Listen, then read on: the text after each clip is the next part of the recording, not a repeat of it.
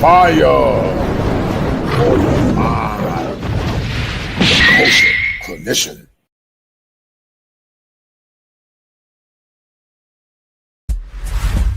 Hit that like button and share this stream if you're not a beta male. I am terrified of the generation that has been raised by Red Pill podcasts and TikTok. Y'all are quite literally completely delusional. You completely objectify women and you look at us as disposable after 30. And then on top of that, unfortunately, there are women that are subjugating themselves to these men that just do not have any type of real consideration or love for them. And I am just so sorry for this generation of women and these types of men that you have to deal with. I mean, I am fucking appalled. I am so fortunate to be with a man that doesn't think like these men, but holy shit, it feels like we're doomed. It's really crazy to me that that's probably what a lot of men and I get it. It doesn't sound good to me. But if I'm being honest, a lot of that was true. The Manosphere is affecting relationships currently. I lost my last relationship because that man started acting and speaking exactly like this Manosphere. So much so that after 4 years, he had to ask me, "Do you even like men?" What? Never have I given him an inkling of an idea about that. And it came out of nowhere because we were good until that last year when I started hearing the content he was listening to. The Manosphere is really affecting men and how they treat women. They become extremely paranoid about how women feel about them. I didn't understand it. And a lot of women are not understanding this traditional, like, masculinity. And that's fine for y'all. But when it comes to the person that you are dealing with, you have to understand that women are not a monolith. You all come on this panel every single week and you talk about women as if they're a monolith. He grew up an iPad kid, playing a lot of video games. And when the COVID pandemic forced schools to shift to remote learning when he was 12, his primary connection with friends was online. I would spend all my time on the internet, either playing the video game or on TikTok or both. Fortnite, NBA 2K. If me and our friends get bored playing it for 10 hours, then we scroll on TikTok and send each other videos, and then we get back to playing the game. Eventually, content with a specific perspective started showing up on Campbell's feeds. It is so easy to become a top-tier male in the world today because the competition is so ridiculously low. Topics masqueraded as informational, kind of male improvement. I think a lot of those people live more life. They're rich, they're nice car, all that. What society says is the ideal for a young man. The message appealed to Campbell, and the more he engaged with it, the more he saw. Fire for your mind. The Culture Clinician.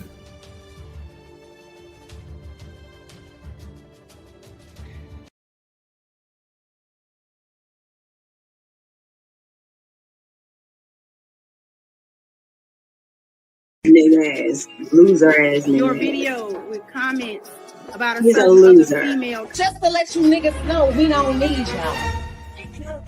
We want y'all, but we don't need you. 20 years later. Our black men, we want all y'all back. Because we love you, we see you, kings. And most importantly, we need you. And most importantly, we need you.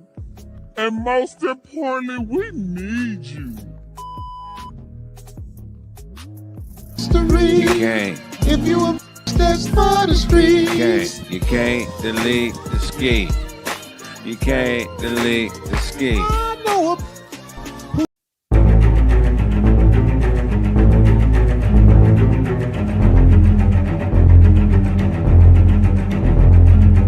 When men fail to lead, the children rebel and the women take over. It's a hard thing to admit, but it's understandable why they would choose to go their own way. And that's what's scary, is there's actually a rational reason why they would do that. Men going their own way. And you can think what you want about it, but this is a really big problem for women, for us, for our future, for families, for you to find a partner. If a population of good men are walking away because they're fed up with women. If you're being told all your life that you are bad and wrong just for being a man, and that you have toxic masculinity for being a man, and that, you know, women, there's this famous expression that, you know, a woman needs a man just like a fish needs a bicycle. And that men are basically useless. And that men are terrible, and that, you know, women are superior. Our society is very callous towards men. The only message most men hear in the world is that they're a bumbling buffoon. The TV shows are full of idiot men. Commercials show men as buffoons. The society is against them. All they hear about is what idiots men are. It's the mass of women that are taking over the culture and representing women. They're loud. They're mean. They say they want equality. Why are they not protesting in the streets for the changing the laws for alimony or child support or child custody? Because they don't want equality. They want superiority. The male gender has more of a slave state, and it's because men are now subjugated to the law and to women, and nobody really believes it, except the men who go through, say, the court. But most men think that they're exempt from that until they end up in a bad situation. So for a lot of the men, and a lot of them have gotten screwed over in terrible relationships and divorces and gotten their kids taken away from them. So it's an understandable response. In the United States of America, as a man, you can't speak up. I think most women tend to be very, I'm stereotyping, but they tend to be more collectivist. They tend to sort of be more in that socialist mindset. So I don't know that you're going to see a huge change. I think the change will have to come from men. The lives of women will not change until the men get the opportunity to also examine and define and change their lives.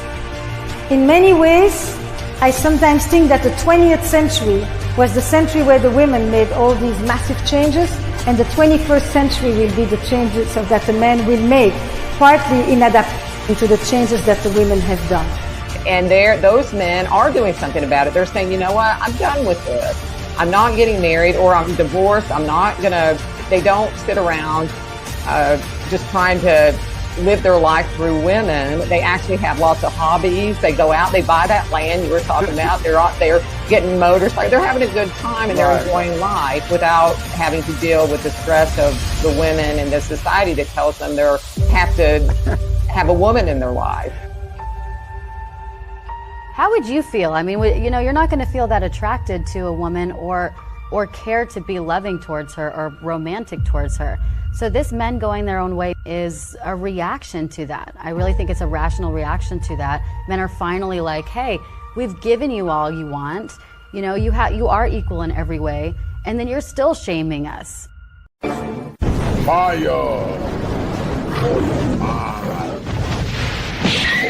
Clinician. Aside to become the kosher clinician, the story and the war cry behind the kosher clinician was similar to some of the struggles and the things I've been through as a man. And some of you men are still going through that right now. There's a philosophical term called an existentialist crisis. Basically what that means is that you begin to ask yourself the question, why am I existing? What is the purpose of my existence? And I think that's been the story of a lot of men that have not been more or less raised or under the tutelage of masculine men. One of the greatest indictments, guys, about the manosphere is that people assert and assume that the manosphere preaches misogyny and hate. But the manosphere is not responsible and was created a silo as the front to women or black women. But the manosphere was responsible for paying itself for the many black men work on group and continue to go through as we speak now. Once again, Jericho, we are going through an existential crisis. Our country is in trouble. Some of you are in trouble, mentally, physically, and emotionally. And you're not ready to move to higher ground until you get the requisite help that's going to help you become the better version of yourself. Real men put the strap down and we can toss it. This is our culture. Now we talking kosher. Clinician. All right. There it is. All right. Now hit it for me. And it ain't culture. 7 in hell is what they taught you. We'll put them, and you can back up in young dose. Kosher. Clinician. All right, stop that. All I want you to say is, if it ain't 7, it ain't kosher. Say that first, okay? All right, you ready? Start over? Yeah, start it. No. Okay, if it ain't 7, it ain't culture, and... If it ain't 7, it ain't culture. Okay. Heaven and hell is what they taught you. Okay, perfect. Do that again, but give me a little attitude. If it ain't 7, it ain't culture. All right. Okay, you ready? Mm-hmm. And action. Young heads picking back up in young dolphin. This is our culture. Now we talking kosher. Clinician. That was cool. If it ain't 7, it ain't culture. Heaven and hell, that's what they taught you. Real men put the strap down and we can toss them. Young heads picking back up in young dolphins. This is our culture. Now we talking kosher. Clinician, masculinity issues. Absent fathers who miss you. Mama drama don't kiss you. All a part of the ritual. This is how they get you. Separate the men, women clipping babies pretend to. Damn. Lovers, haters acting like vultures. If it ain't 7, it ain't kosher. If it ain't kosher, ain't right, gotta divorce us. If it ain't 7, it ain't kosher. If it ain't kosher, ain't right, gotta divorce us. If it ain't 7, it ain't kosher. If it ain't kosher, ain't right, gotta divorce us. This is kosher condition. 7 wonders, the whole world gotta listen. This is kosher condition. 7 wonders, the whole world gotta listen. This is kosher condition. 7 wonders, the whole world gotta listen. This is kosher condition.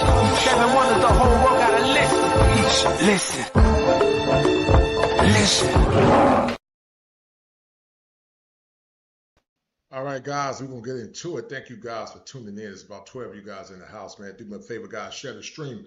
I'm doing the show a little early on today, guys. Doing it earlier than normal. Got things to do on tomorrow. I'll be back on Sunday for another show if nothing happens. But something came across my feed, guys. And get the likes up, guys. Share the stream, please. Share the stream to the 10 that are watching. Y'all share the stream. I got to get this algorithm pumped, man. I got to get this algorithm. It's hard doing content, guys, when you're working all day, man. Trying to run a business is extremely hard, but I got to get creative, man. But share the stream for me, guys. Please share the stream. And we're about to get into it in a minute, guys. But the powers that be, guys, are upset that the manosphere is alive and well. The powers that be are upset that the manosphere is alive and kicking. And listen, I want to emphasize something succinctly, guys. I am an adjacent to the manosphere. I am an adjacent. I am an adjacent to the manosphere. Meaning this. I embrace some of the ideologies, many of the ideologies. I'm not a card-carrying member of the manosphere because we're from different backgrounds. We're like satellites, different black men from different worldviews and different backgrounds. There are some men that listen to me that don't agree with everything I say. And I'm okay with that because I don't agree with everything that they say as well. But we do have one common cause, and that's male empowerment free of expense of liberalism, liberal ideologies and dogmas that seek to subvert or minimize the efficacy of black men. And so I started the Manosphere, not the Manosphere, but my channel, The Kosher Clinician, about 4 years ago. And my war cry was, if it ain't 7, it ain't kosher. If it ain't kosher, it ain't right. And I've always said that there are 7 steps to male optimization. And one of those 7 steps is understanding female psychology. And then on top of that as well, I have a biblical worldview. I grew up in the church. I didn't always live by it in the past, but I'm striving to do it now. And so these shows are powerful because one of the things I've always tried to convey to men is that men have always had the power. The power never went away. We've always had the power. And many don't like it because men are finally beginning to wake up. Men are beginning to know what their worth is. The world don't like it. The world don't understand it. And they're struggling because the Manosphere has become a countercultural movement that supersedes even politics. We've gotten so big now that we're in the political frame, and many don't understand it. Many minimize the concept of what's called the red pill. The red pill can be anything. The red pill just means to see things for what it is. We just see things for what it is now. Everybody should be red pill. Anybody can be red pill. But some people are locked up in what's called a mental matrix that prevents them from seeing things for what it is. And one of the prevalent themes, guys, that's been associated with men and male content is this negative or this nebulous assumption that Black men in general have always oppressed Black women. And Black men were clumped in with white power elites and oligarchs. And they've always assumed that Black men were complicit or capricious in the oppression of Black women, and that's never been the case. You can never find me a policy where Black men played a role in the oppression of Black women. Now listen, were there ethnic issues between Black men and Black women? Sure. That's called inter-ethnic conflict. But when it comes down to subjugating Black women and creating policies to harangue or distress Black women, Black men never had power. And so the whole crux of feminism is a cause that was not satiated in reality. It was actually satiated in liberalism that was more or less used to get Black women in unison with them and get Black women in unison with them over issues that were never really germane to what Black men and Black women were dealing with. Ethnic issues are nothing new. Did Black men and Black women have ethnic issues? Yes. But did they have ethnic issues to the point that Black men oppress Black women like the Gloria Allreds will assume and assert? No. And some will assume that CIA operatives played a role in getting Black people off course. There was a time, guys, where Black folks were very progressive. Black love was strong and Black love was powerful. We had community. We had faith. We had family. There was a time where Black men and Black women were working together as a team. We believed in one another. We believed in faith. It wasn't perfect, but we believed in one another. And now we have cascaded to a point now where relationships are faltering. The marriage rates are down, birth rates are down, and now all of a sudden Black men are beginning to more or less understand and know what their worth is. And people struggle with it because they can no longer control the narrative. For the last 60 plus years, many have told false narratives about Black men, and they have more or less clumped all Black men in the negative pool of more or less assuming that Black men in general are doing a lot of damage and jerk. And a lot of this, guys, is an overgeneralization or oversimplification of Black men, and then in general, it encapsulates all Black men as being bad. So the purpose of this show, guys, a clip that I saw recently, and I wanted to talk about this clip around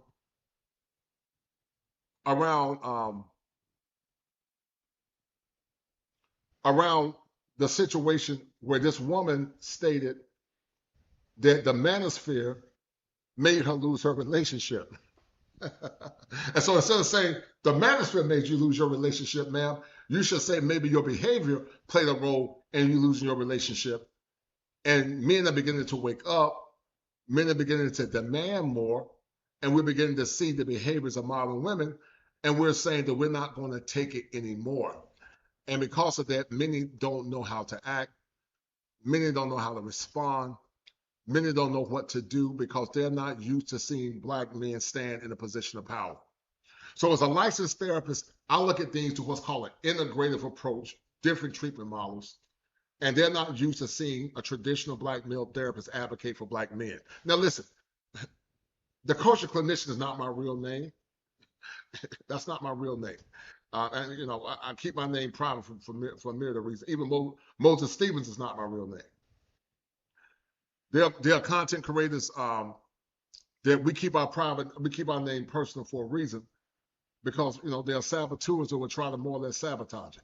So for those that say, oh, you know, he ain't a real therapist, you know, I am real.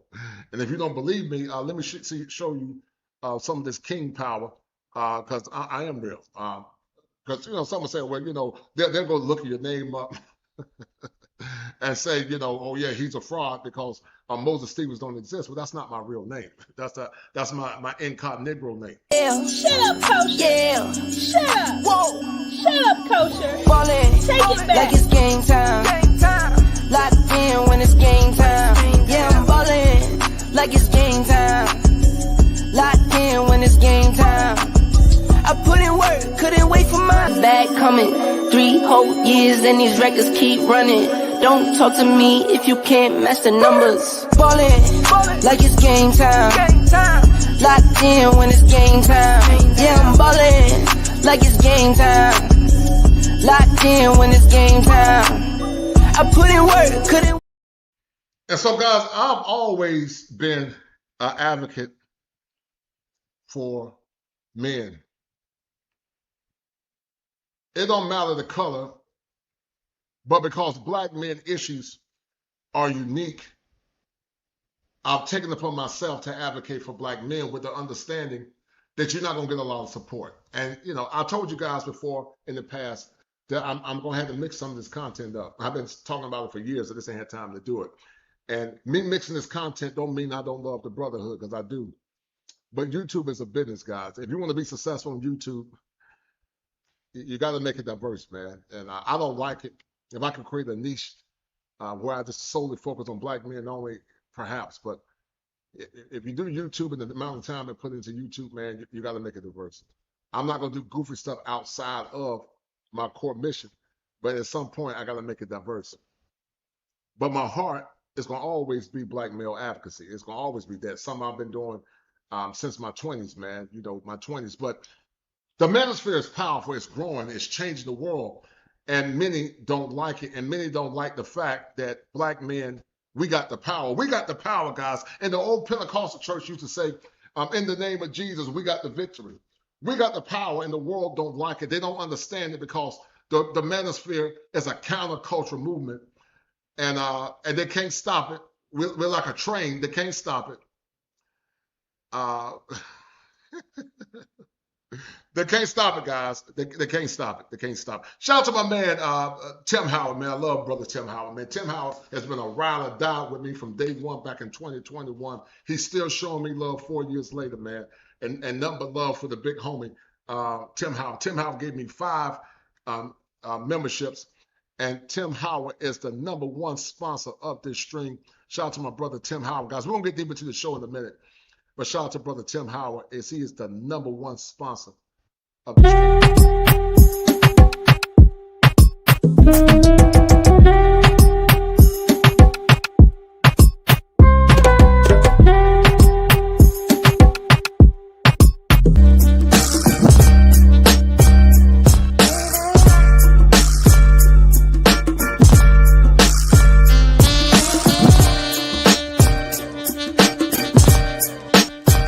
It's the money.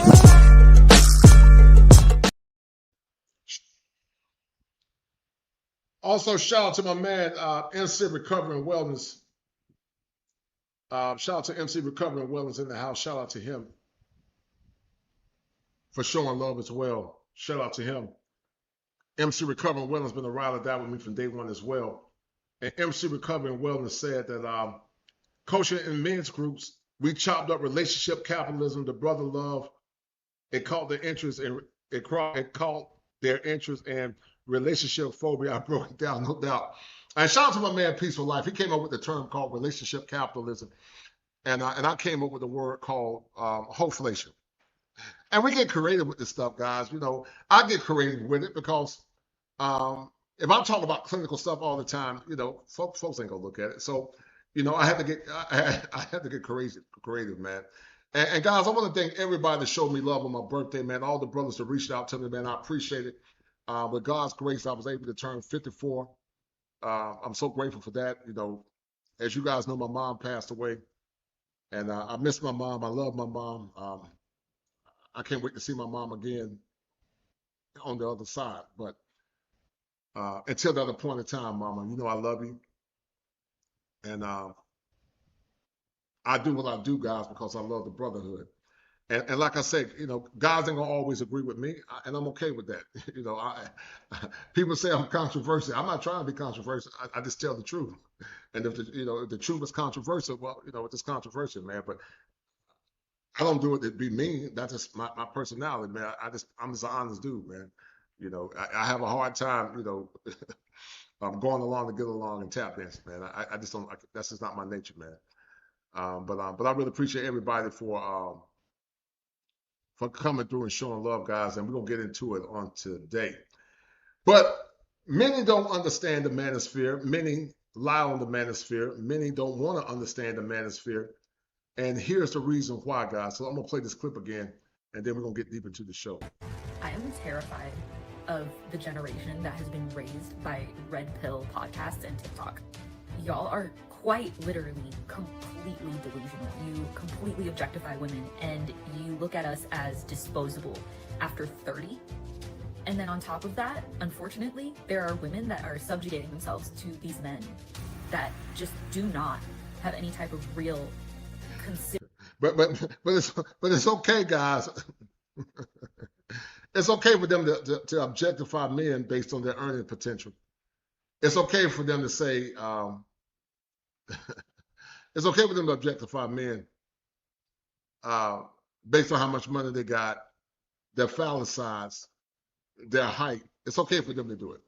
But when men unanimously say that, you know, your value begins to dissipate by the time you're 30, then all of a sudden it's a problem. And we know, you know, women, you know, back in the past got married young.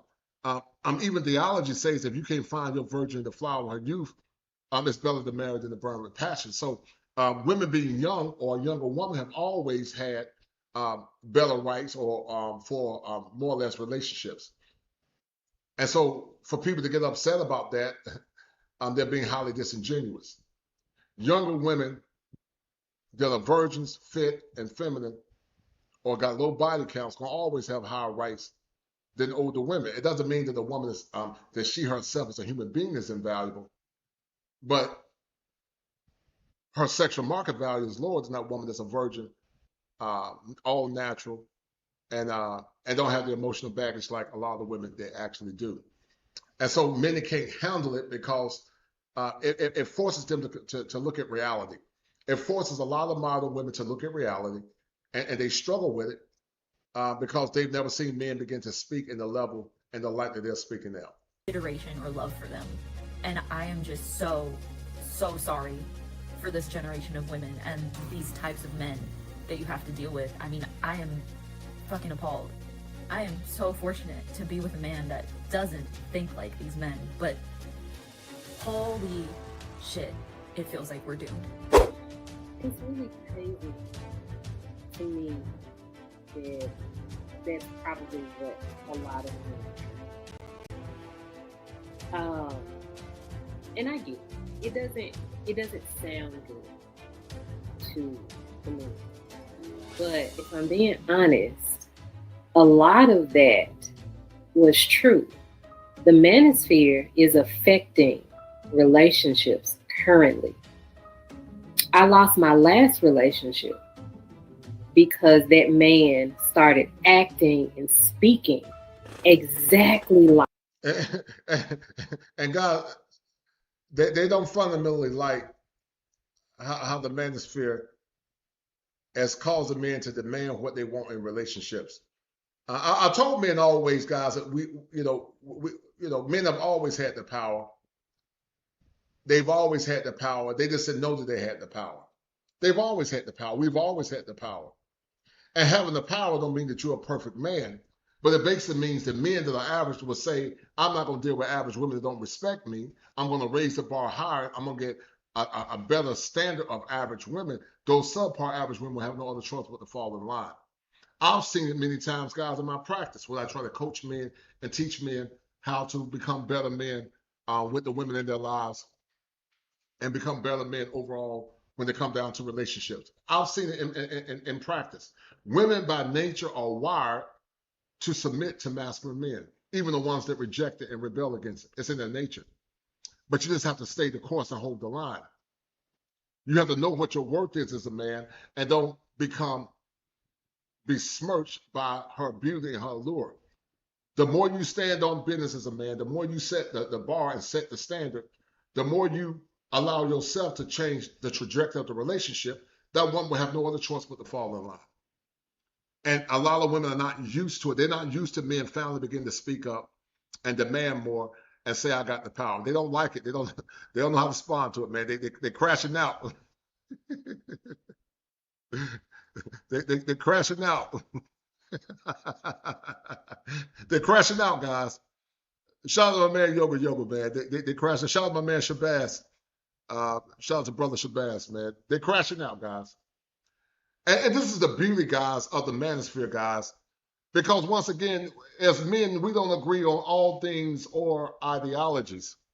But we come together as allies of a common cause. And what is that common cause? That's to lift the voices of Black traditional men that have standards, only to dissipate when the crisis is over. When we go to the Manosphere Conclave, guys, we don't believe in all things. We don't. We're from different religions. We're from different socioeconomic backgrounds. We're from different faiths. We're from different areas. And I don't mind sharing my beliefs. I don't share my beliefs to hurt another man. I share my beliefs for them to open their mind and see different perspectives. But the manosphere is beginning to change the world, and the world don't like it. They don't know how to handle it because they want to control the narrative, because from a theological perspective, women by nature have always wanted power in the relationship. Theology says she will have a desire for her husband, but he will rule over her. Yoga, it is September the 3rd, and September, man. I'm about to play the video in a minute. It's in September, so let me play the video real quick. I'm going to play the video, guys, real quick. But in the meantime, guys, if you want a non-diagnostic consultation, guys, go check out coachtheclinician@gmail.com. This is a non-insurance diagnostic consultation, which basically means you're going to pay for it. You can't use insurance for a consultation. So we're going to have a good time at the Conclave in Miami. And so let's get back to a hotel. Like this manosphere. So much so that after 4 years, he had to ask me, do you even like men? What? Never have I given him an inkling of an idea about that. And it came out of nowhere because we were good until that last year when I started hearing the content he was listening to. The manosphere is really affecting men and how they treat women. They become extremely paranoid about how women feel about them. And guys, when all this is something called paranoid. It's called paranoid persecution, because they said that we're paranoid, but they're really paranoid. She's really projecting because she's paranoid. The term is called paranoid persecution. And that paranoid persecution asserts and assume, they assert and assume that that men have some kind of conspiratorious or capricious nature against women, and we don't. Men are saying, if you're going to be my woman, you got to raise the bar. You got to become a better woman if you want to be with me. And I'm not talking about dusty men. I'm talking about hard-working, genuine blue-collar, white-collar, working-class men that want good traditional women to respect them and honor them. That's all. That's all they're talking about. We're not talking about dusty men that lie to women. Because see, the thing about the manosphere, we don't mind calling out dusty men. We call out dusty men unlike some of these men that placate to women. We call them out. I didn't understand it. And a lot of women are not understanding this traditional, like, masculinity. And that's fine for y'all. But when it comes to the person that you are dealing with, you have to understand that women are not a monolith. You all come on this panel. And neither are men a monolith. Neither is the manosphere a monolith. Many men in the manosphere are adjacents. People assume that everybody in the manosphere believe in one thing. We don't. We tend to agree with many things, but we all agree on the same things. We're from different backgrounds. I'm an adjacent. I support it because I've always been kosher. You know, folks don't understand that I've been advocating for men before there was a such thing called the manosphere. And if you don't believe me, watch this clip.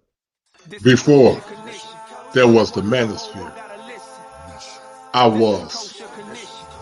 Before there was the internet, I was. I was that signal male crying out in the wilderness for justice and equality for those that are downtrodden and broken, those that are voiceless. I was the kosher clinician before I was the kosher clinician on the internet. My plight and my war cry for justice and humanity is nothing fake. But I've always been kosher. Then sit back and get this kosher fire.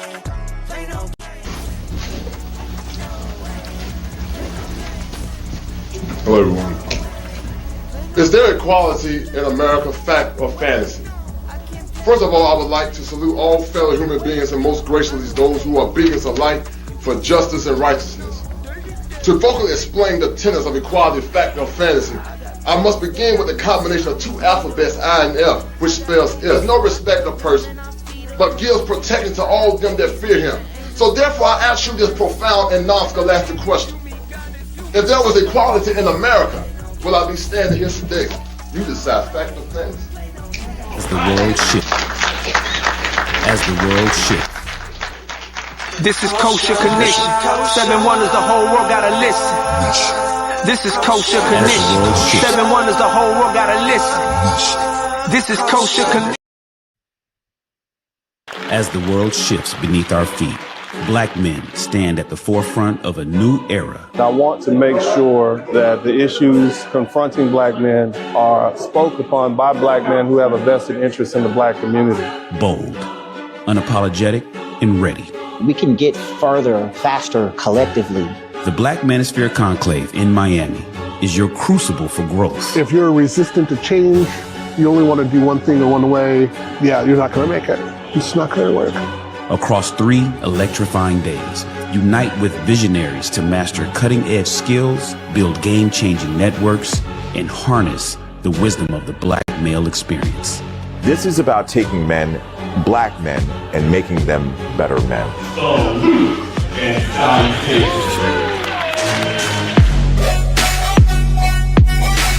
The Black Manosphere Conclave.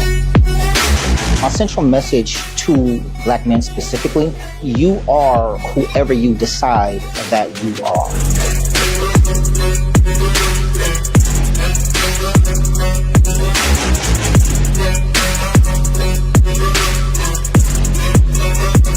Black men don't need anybody but other Black men to make this happen. Nothing substitutes being in the room with those that can actually help you. To shake hands, to break bread, to share libations with those folks.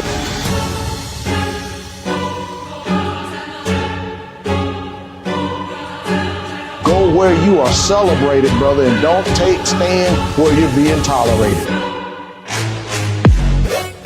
This is more than a conference. It's your launch pad to lead, innovate, and thrive. Step into greatness, gentlemen. Welcome to the Black Manosphere Conclave, version 5.0. And guys, you know you're doing something good, guys. You know you're doing something good when folks start attacking. And you talk about women. You know you're doing something good when folks start attacking you and they start making things up, taking things out of context, projecting, and trying to more or less sell discord and hate. When the master teacher was walking on this earth named Jesus, many times they would lie on him because he was confronting people and he was convicting people of their wickedness. And that's what the conclave is about. I'm not equating the conclave to Jesus, don't get me wrong. But the conclave, what it does, it exposes modern dating relationships, but not only that, it gives men the resources and the tool to empower themselves. And once again, we don't agree on all things, and that's okay. We don't agree on all things. I don't get mad if another man don't agree with me fundamentally. That's fine. As long as you respect me, I respect you. But it's powerful, guys, because this is the first time where Black men have had a voice. And while the conclave is not necessarily limited to Black men, my channel is not this limited to Black men.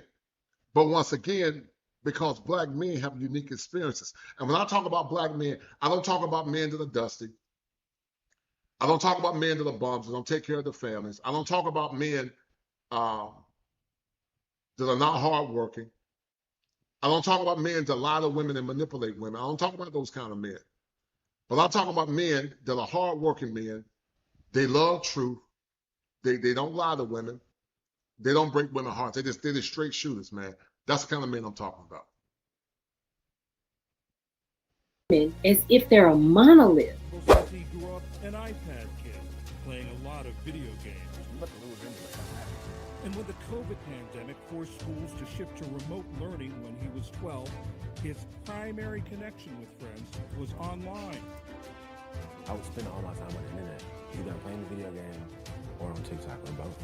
Fortnite, NBA 2K. If me and our friends get bored playing it for 10 hours, then we scroll on TikTok to send each other videos, and then we get back to playing the game. Eventually, content with a specific perspective started showing up on Campbell's feeds. It is so easy to become a top-tier male in the world today because the competition is so ridiculously low. Topics masqueraded as informational, kind of male improvement. I think a lot of those people live more life. They're rich, they're nice car, all that. What society says is the ideal for a young man. The message appealed to Campbell. The more he engaged with it, the more he saw. Fire! All right, guys, do me a favor. Show some love to the stream, guys. Hit the like button. Donate to the channel, guys. We'll get deeper into the show. And the prevailing factor, guys, is this: that we got the power back. We're getting our power back as men. The world don't like it. Nobody likes it because this is the first time Black men and black men and from all socioeconomic backgrounds are coming together to start demanding better. And the world just don't like it. So they got to create false narratives. They won't have questions. You got these panda bears and these panderists to tell women what they want to hear. And the world just don't like it. They don't even like it that men like myself and Jeff St. James and other men are coming out, because, they always thought that most therapists were woke therapists. And they're not used to seeing, they're not used to seeing, yeah, they're not used, guys, to seeing men come together in unison, man, and work together as a team. They're not used to it. They're just not used to it. And it's so powerful when men come together and demand better. And just like Carl Withers did in Rocky, man, Carl Withers was resilient. Rocky was resilient. He kept hitting. He got. All right, let me slow down. Many times he kept getting hit, but he never surrendered and he never shut down. And that's happened with the Manosphere. Many have tried to slander the Manosphere, tried to denigrate it, and I understand that the Manosphere itself is not a monolith. And so many don't understand it, man. And so they wrestle with what they don't understand. And that's why many times, like I say, guys, it's it's problematic.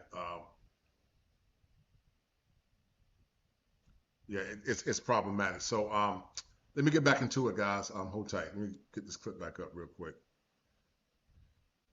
And we're going to get into this show, guys. Do me a favor, guys. Hit the like button, like the stream. And guys, show some love, guys. We about to get into it. The second part of the show. Hit the like button.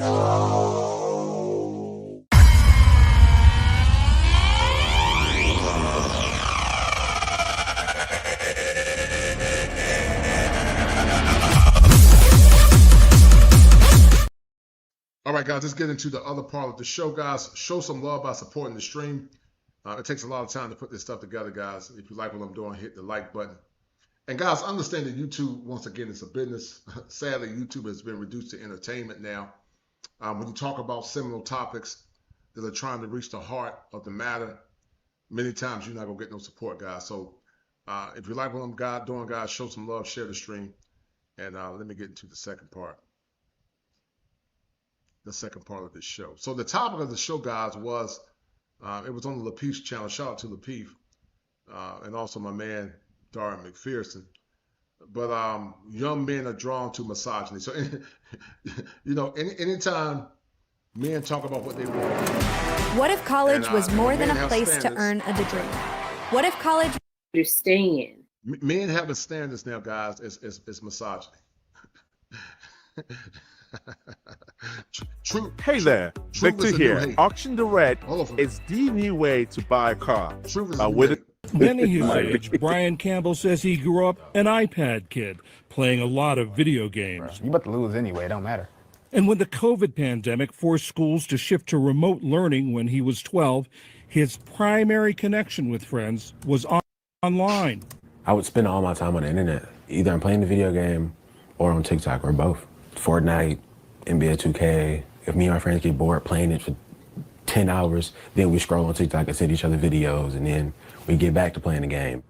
Eventually, content with a specific perspective started showing up on Campbell's feeds. It is so easy to become a top-tier male in the world today because the competition is so ridiculously low. Topics masqueraded as informational kind of male improvement. I think a lot of these people have lived more life. They're rich, they're nice car, all that. Like what society says is the ideal for a young man. The message appealed to Campbell, and the more he engaged with it, the more he saw. Campbell had found himself in the heart of what's known as the Manosphere. The term broadly refers to online communities that create and share content aimed at men and boys. But there's growing concern about the ideas behind that content. Misogynistic, often conspiratorial beliefs about gender roles and masculinity. And thanks to a handful of key... And so what it is, guys, they always try to truncate men and men's talking points into something negative. Let's go, guys, and look at a review before I get into this real quick. I'm gonna look at a review a montage that I created, and I think this Bella understands the Manosphere and the Red Pill movement. But hold tight. Hate the Manosphere. When people say they hate the Manosphere, it's usually referring to critics, often from media, academia, or parts of the general public, who take issue with certain ideologies, tone, or effects of the Manosphere. The term Manosphere broadly includes online communities focused on men's issues, masculinity, dating, self-improvement, and critiques of feminism. But the Manosphere is not monolithic. It ranges from positive communities focused on growth, fitness, fatherhood, and mental health, to darker corners that promote resentment, misogyny, or nihilism, misogyny and generalization.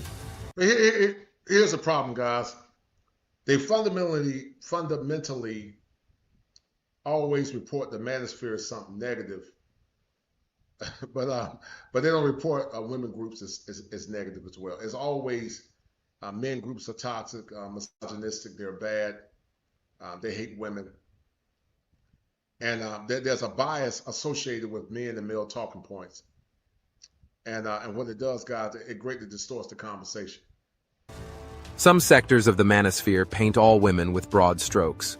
Women only want money, status. Women can't pair bond after ex-partners. Modern women are all delusional.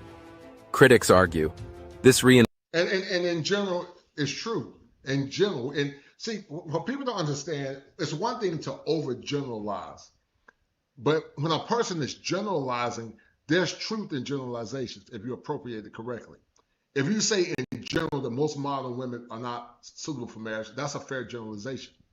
If you say all modern women are not suitable for marriage, meaning 100%, then that's a false. That's called overgeneralization, and that's wrong. But in general means the average or the mean, and most are not ready for marriage or deserve marriage. They're not suitable for it. We could argue that a lot of men are not ready to lead relationships. I would say most modern American men are not ready to lead relationships. I don't mind saying that, but not leading because they're bad men per se, but they're not ready to lead because they've been negatively associated with negative things, or they have not been taught and equipped to lead women in a way that's conducive to traditional masculinity. Enforces toxic stereotypes and encourages resentment rather than mutual understanding. Echo chambers and red pill extremism. The darker corners, like some parts of red pill or black pill communities, can become echo chambers of despair or hostility. Critics fear vulnerable men who've been hurt are radicalized instead of healed. Popularity and influence voices from the Manosphere, like Andrew Tate, Jordan Peterson, or Kevin Samuels, gain huge followings. That threatens mainstream narratives. The concern: these figures influence young men with messages that critics claim are based in fear, control, or outdated models of masculinity. Why men are winning? Let's flip the script. What does it mean to say men are winning in this context? If you zoom out from media narratives and focus on the grassroots level, here's what's happening. Men are becoming more self-aware. Many men are learning emotional intelligence, understanding trauma and attachment, going to therapy, joining men's groups, or journaling. This is real power, because emotional mastery leads to better relationships, leadership, and peace of mind. Self-improvement is exploding. The Manosphere often promotes fitness, lifting, health, testosterone optimization. And that's what the conclave does, guys. The conclave is not any, affront to women. The conclave is coming from many angles: real estate, fitness, health, mental health, finances, legal issues like Carnell Smith, learning how to dress, world travel, like Andre with Love Crossing Borders. I mean, we come from different backgrounds, but our common cause is male support and men getting their needs met, and men doing what's best for them for the first time in a long time. Finance, entrepreneurship, investing, high-income skills, discipline, cold showers, monk mode, no-fap, minimalism. Men are taking agency. Even if some ideas are extreme, the movement often centers on personal responsibility, a win in a distracted, comfort-driven world. Right. Dating market awareness. And that's all. Those are some of the adjectives of the Manosphere. Shout out to my man, Revelated Spirit of Indifference, for that $5 cash app. Thank you, sir, for your kindness, brother. Thank you, Revelated. Thank you, sir. Whether you agree with sexual market value theories or not, men today understand dynamics more. Know what women are attracted to: status, confidence, emotional safety.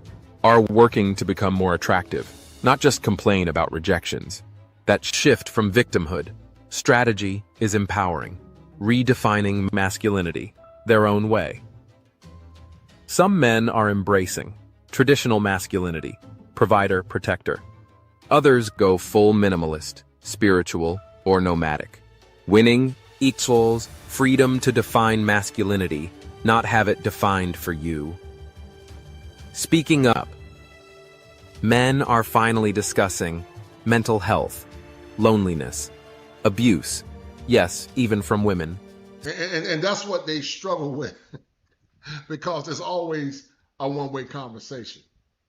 The Manosphere is just about equipping men to become the better version of themselves, making them aware based on the existentialist crisis that they're dealing with, and learning how to appropriate and put women in the appropriate places, and standing on power and standing on business and standing on a masculine authority, but also standing in their core values and their value systems unapologetically. And the world is not ready for it yet. That's what listen, most men that go to the manosphere, or most men that are single, they want good traditional black women. And so you're going to do one or two things. Either you're going to get a boy or you're going to get left behind. Because a lot of the men that go there, you don't like them anyway. You don't even want them. So why do you care what they do? But they always want to control the narrative. They want black love without consent. And black love has to have consent. Suicide and identity. This vulnerability is powerful, and it's creating healthier, more grounded men. Final thought. Win without war. Not all criticism of the manosphere is unfounded. Some parts do veer into bitterness, misogyny, or oversimplification. But the core need it addressed. And many times, guys, that word misogyny is overused. It doesn't mean that, oh, he's misogynistic. It's overused, guys. Men feeling lost, unheard, or disempowered is real.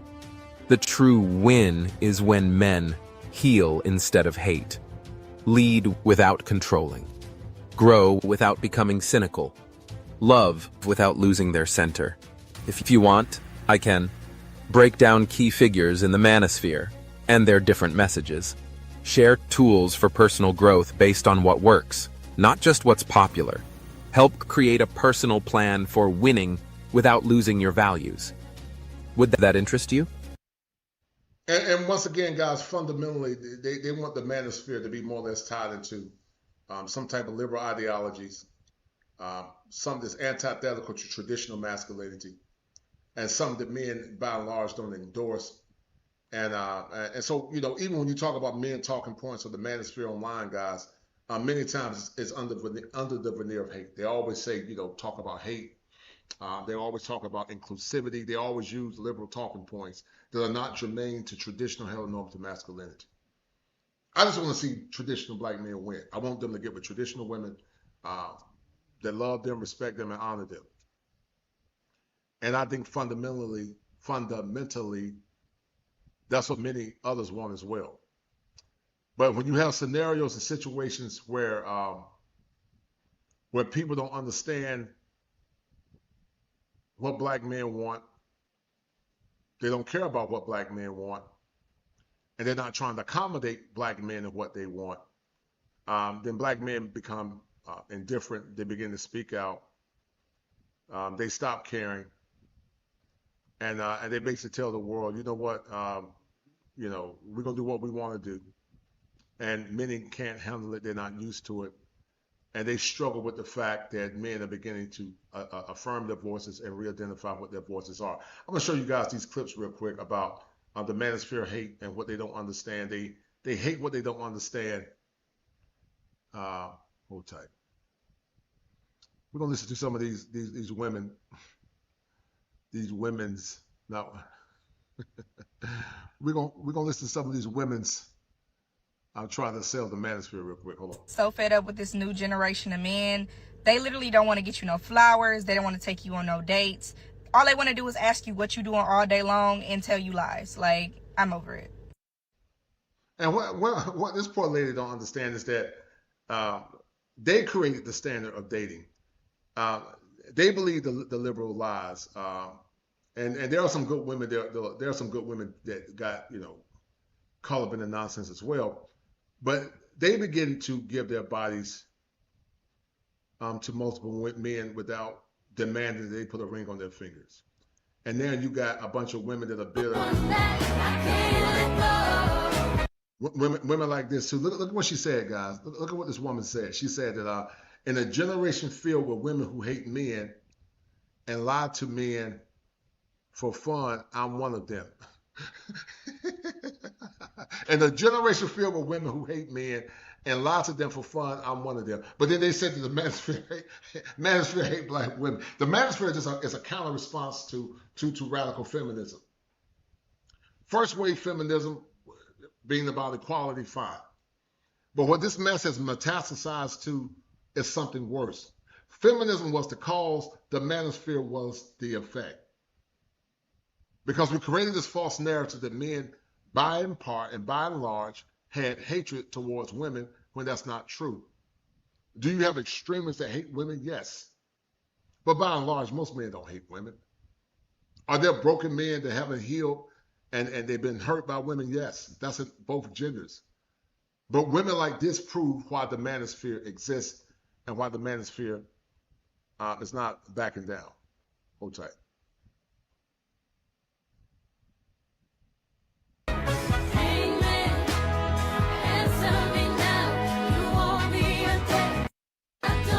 So women like this, guys, she's basically proving she's basically proving why the manosphere exists.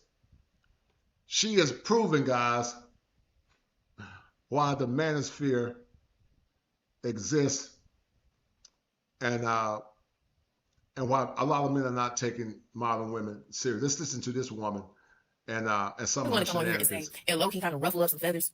Because they got to adjust. And the problem is, guys, fundamentally, they don't want to adjust. They don't want to adjust. And they struggle with the market and the ever-changing market, and they just don't want to adjust. They don't want to adjust. Either you're going to adjust or you're going to be left behind for the kind of men that you want to qualify for. You got to qualify for the men that you want. You don't deserve a good man. No more than a man deserves a good woman. Men don't deserve good women to be their wives, and you don't deserve good, hard-working men as well. For the men's. Bro, I will never understand why anytime a guy tries to debunk you, try to debunk a woman, or try to make it seem like we just be, y'all just be talking, y'all just be lying, feed, fight, funk on a man, Patriarchy got y'all so messed up. Misogyny has really got y'all so amped up. And y'all keep forgetting that your pettiness, your cheapness, and your selfishness will always prevail through your idioticness. Well, idiocy. Look, see, just talk about men and rubbed off on me. I'm just saying, because think about it like this. Like, I just went on Twitter and I just seen this girl, she was talking about, you know, like, bringing up like the $200 debates and all that other type of shit, right? So the thing is, men always talk about how, like, the $200 days, they're not taking no girl on no $200 days the first day, blah, blah, blah, blah. We already know how freaking idiotic the whole entire discourse was. We're not even going back to it. So finally, somebody, you know, a girl was just like, I mean, I don't understand why men was complaining about taking girls on $200 days when we do that shit on a weekly. Like, I'm talking about 2 or 3 times out the week. You know what I'm saying? Like, we, as girls, we really do that. We really do that. We do that with no problem. This motherfucker gonna end up talking about, I'll just be lying, bro. We just be lying. But this girl ended up putting freaking picture evidence. And actually showed that she spent more than $200 at the restaurant. Because that's normally how we go. That's normally how we go. I don't think y'all understand or realize that literally meals at minimum is about $50 per person. If you're going to something that's not too expensive but not too cheap. Right. That, you eat 2 people alone, that's right there, that's $100-some. That's already, you already halfway there. You know what I'm saying? Long story short, after he said, bro, you know, nigga be lying. And she uploaded picture evidence. Here you go. Moving the goalpost. By basically saying, oh, well, they was waxing y'all. They waxed y'all. That don't make no sense. How is it for this $12 for a mojito? What? Have you been to a restaurant? Shoot, $12, that's actually a good deal. You go to the restaurant over there on freaking Brush Street in Detroit, the freaking cocktail is 16, 17. I want a cocktail that's 12. You know what I'm saying? But niggas always gonna move the goalposts. They always gonna try to find a way to try to cape or justify them being cheap asses or wanting you to come to their shaggy ass apartment on the first link up. Absolutely the fucking not. And Revelated Spirit of Indifference is correct. 2030 right around the corner, man. It's right around the corner. And many gonna be singing that song by Patty LaBelle called "On My Own." It's literally right around the corner, guys. And they will either have to adjust or they will be left behind. The manosphere is winning. It's slowly chipping. You know, some people talk about shame, blame, and explain and say they ain't gonna change. Listen, there's healthy change. They should be productive and want people to change their bad ways and grow so that they can get the outcomes that they want. That's healthy change. Unhealthy change is when you try to force a person to do something, to do manipulation. That's unhealthy shame. And so whether they change or not, the manosphere is changing the conversation. Whether they change or not is irrelevant. But when people say shame, blame, and explain it don't work, oh, it does work. It's work. It works, and it is working. We understand that the majority of women ain't going to change. That's fine. But if they don't change, they're going to start losing men because now men are becoming more aware, and the world doesn't like it. They don't like it because they want to control the conversation. And many men are saying unilaterally, you will not control the conversation any longer. You will not control the conversation any longer. They don't like it. And many are crashing out, guys. Why didn't you text me first?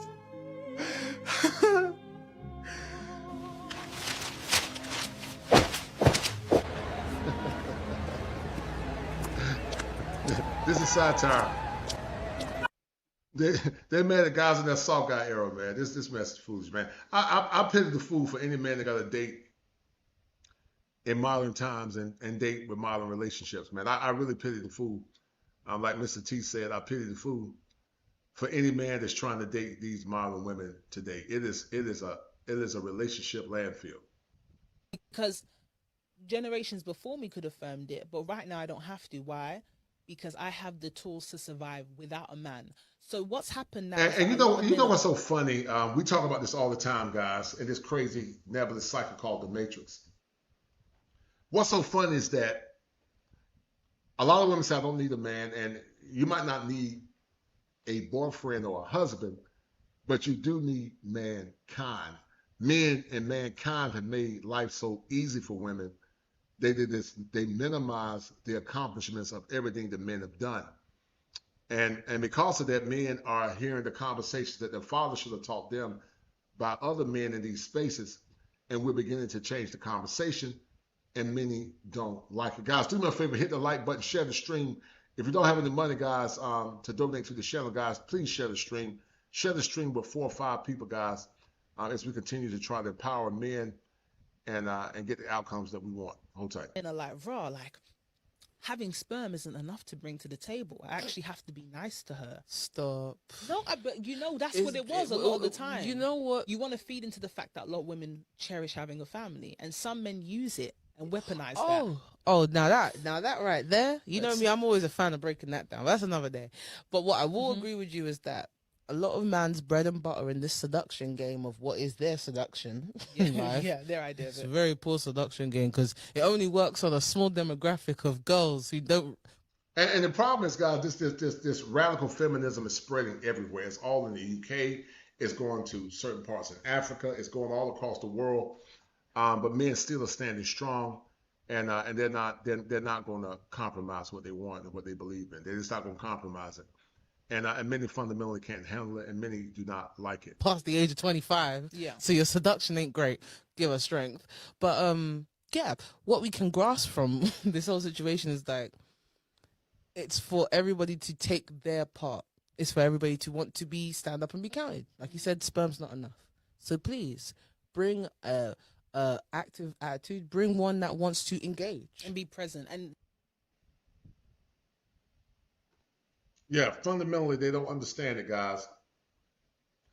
And they're struggling with it because now all of a sudden men are beginning to demand what they want. The Matrix can't handle it.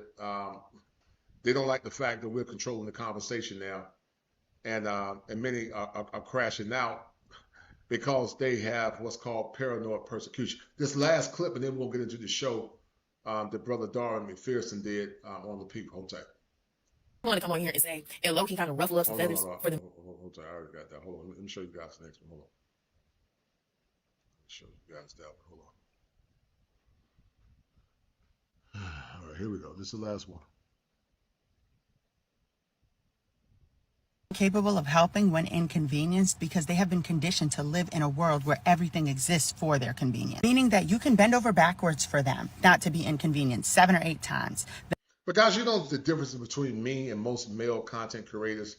We don't mind talking about men that are derelict in duty, men that are not that are incompetent, and we always tell men what they need to do to get the outcomes that we want. We don't sugarcoat it when it comes down to male and men issues. But you never hear them holding women accountable, and these conversations become sort of crazy after a while because, yeah, we get it. We do it for content, man. You know, we do it for content. But you know, men in general keep it real, guys. They don't sugarcoat. They don't compromise. They tell the truth. And a lot of folks just don't. You know, fundamentally, women don't consistently do what we do. They don't consistently do it at the level that we do it, sadly.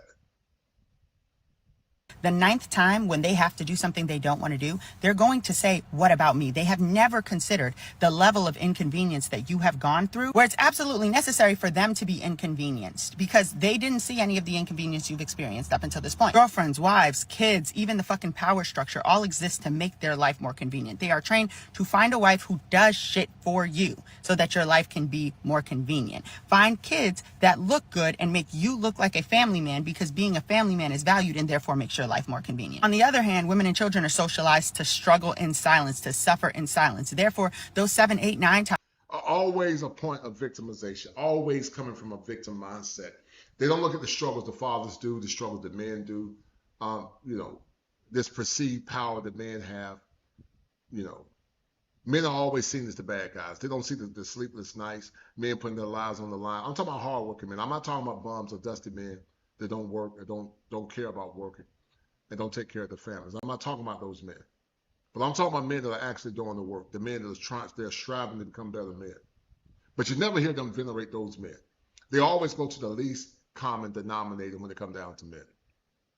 times where you were inconvenienced, you didn't say, oh, this is inconvenient for me. You said, happy to help. And so it never occurred to them that it was inconvenient for you. And what would it look like if you said, this is fucking inconvenient for me? I don't want to do it, but I will do it for you. Or if you bring up in retrospect all of the times that you were inconvenienced, the men will probably meet you with something like, well, why didn't you say anything? Not at all being cognizant of the fact that, like, you are half of this marriage. This is your child. Like, a lot of this weight should be on you, but it's solely falling on me because you don't have to be inconvenienced to even think about what is or is not convenient for other people, because everybody sort of seems to be just revolving around you, especially depending on the type of mother these men have. And I would elaborate, but I feel like the people who know what I'm saying know exactly what the fuck I'm saying. Therefore, I'd only be elaborating for men, and I have to be somewhere in 9 minutes, and being late is not convenient for me. Yeah, delusional. She's delusional, and she's not ready to be held accountable, guys. She's delusional, like so many others, and she is not ready, sadly, to be held accountable. I hope you guys like my new logo, man. I'm trying to do something a little different, man. Hope you guys like my new logo, man. I'm trying to keep it kosher, man. Let's get back into it, guys. Let's get back into the videos. With my man Darren McPherson. Hope I need to drop this one real quick, guys, and we're gonna end this thing soon at some point. But I wanted to play this video because it was interesting, guys, to say the least. I'm gonna get back to this video.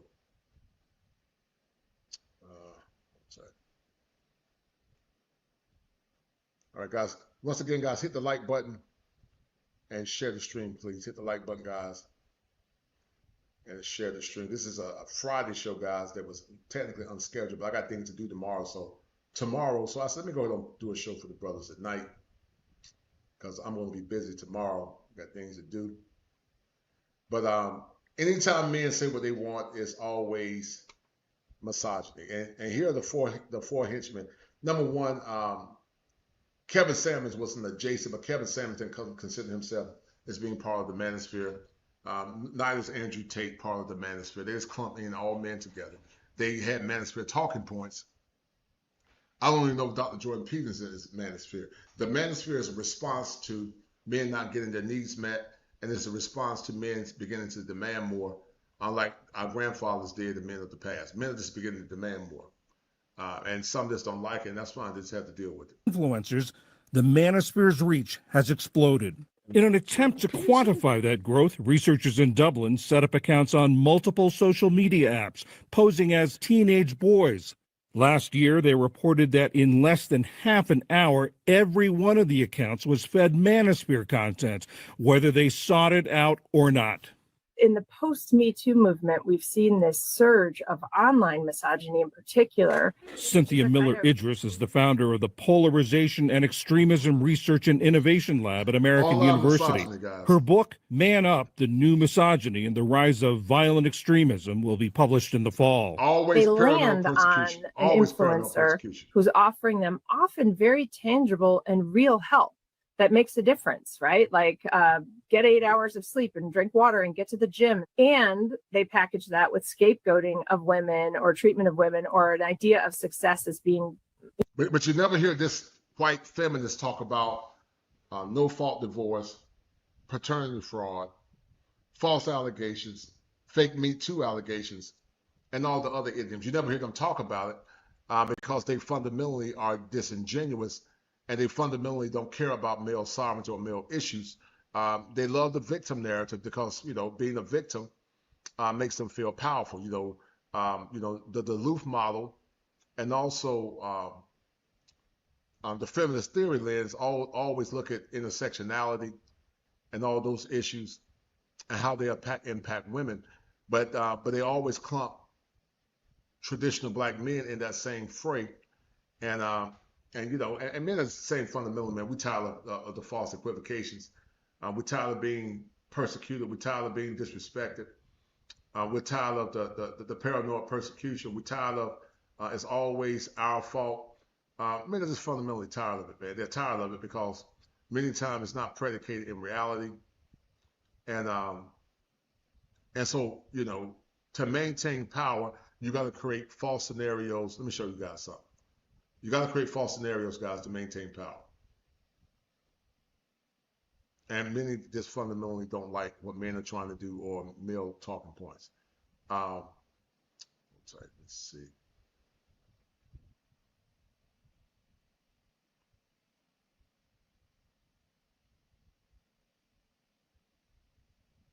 Help that makes a difference, right? Like get 8 hours of sleep and drink water and get to the gym. And they package that with scapegoating of women or treatment of women or an idea of success as being, dominant. And so, your life is improving while you're starting to believe this other stuff. Women sell purity, men sell success. This is seen as a more dominant position. A woman wants sex more than the guy does. The average woman will always cheat more than the average man. That's the sort of content Campbell was seeing. Soon, he was echoing those ideas. How women want to control us, and us as young men, we have to not be at the whim of women, and stuff I didn't really know what I was talking about, but it sounded good. Campbell's dad Al and his older brother Brandon, who had fallen down similar rabbit holes when he was younger, noticed a change.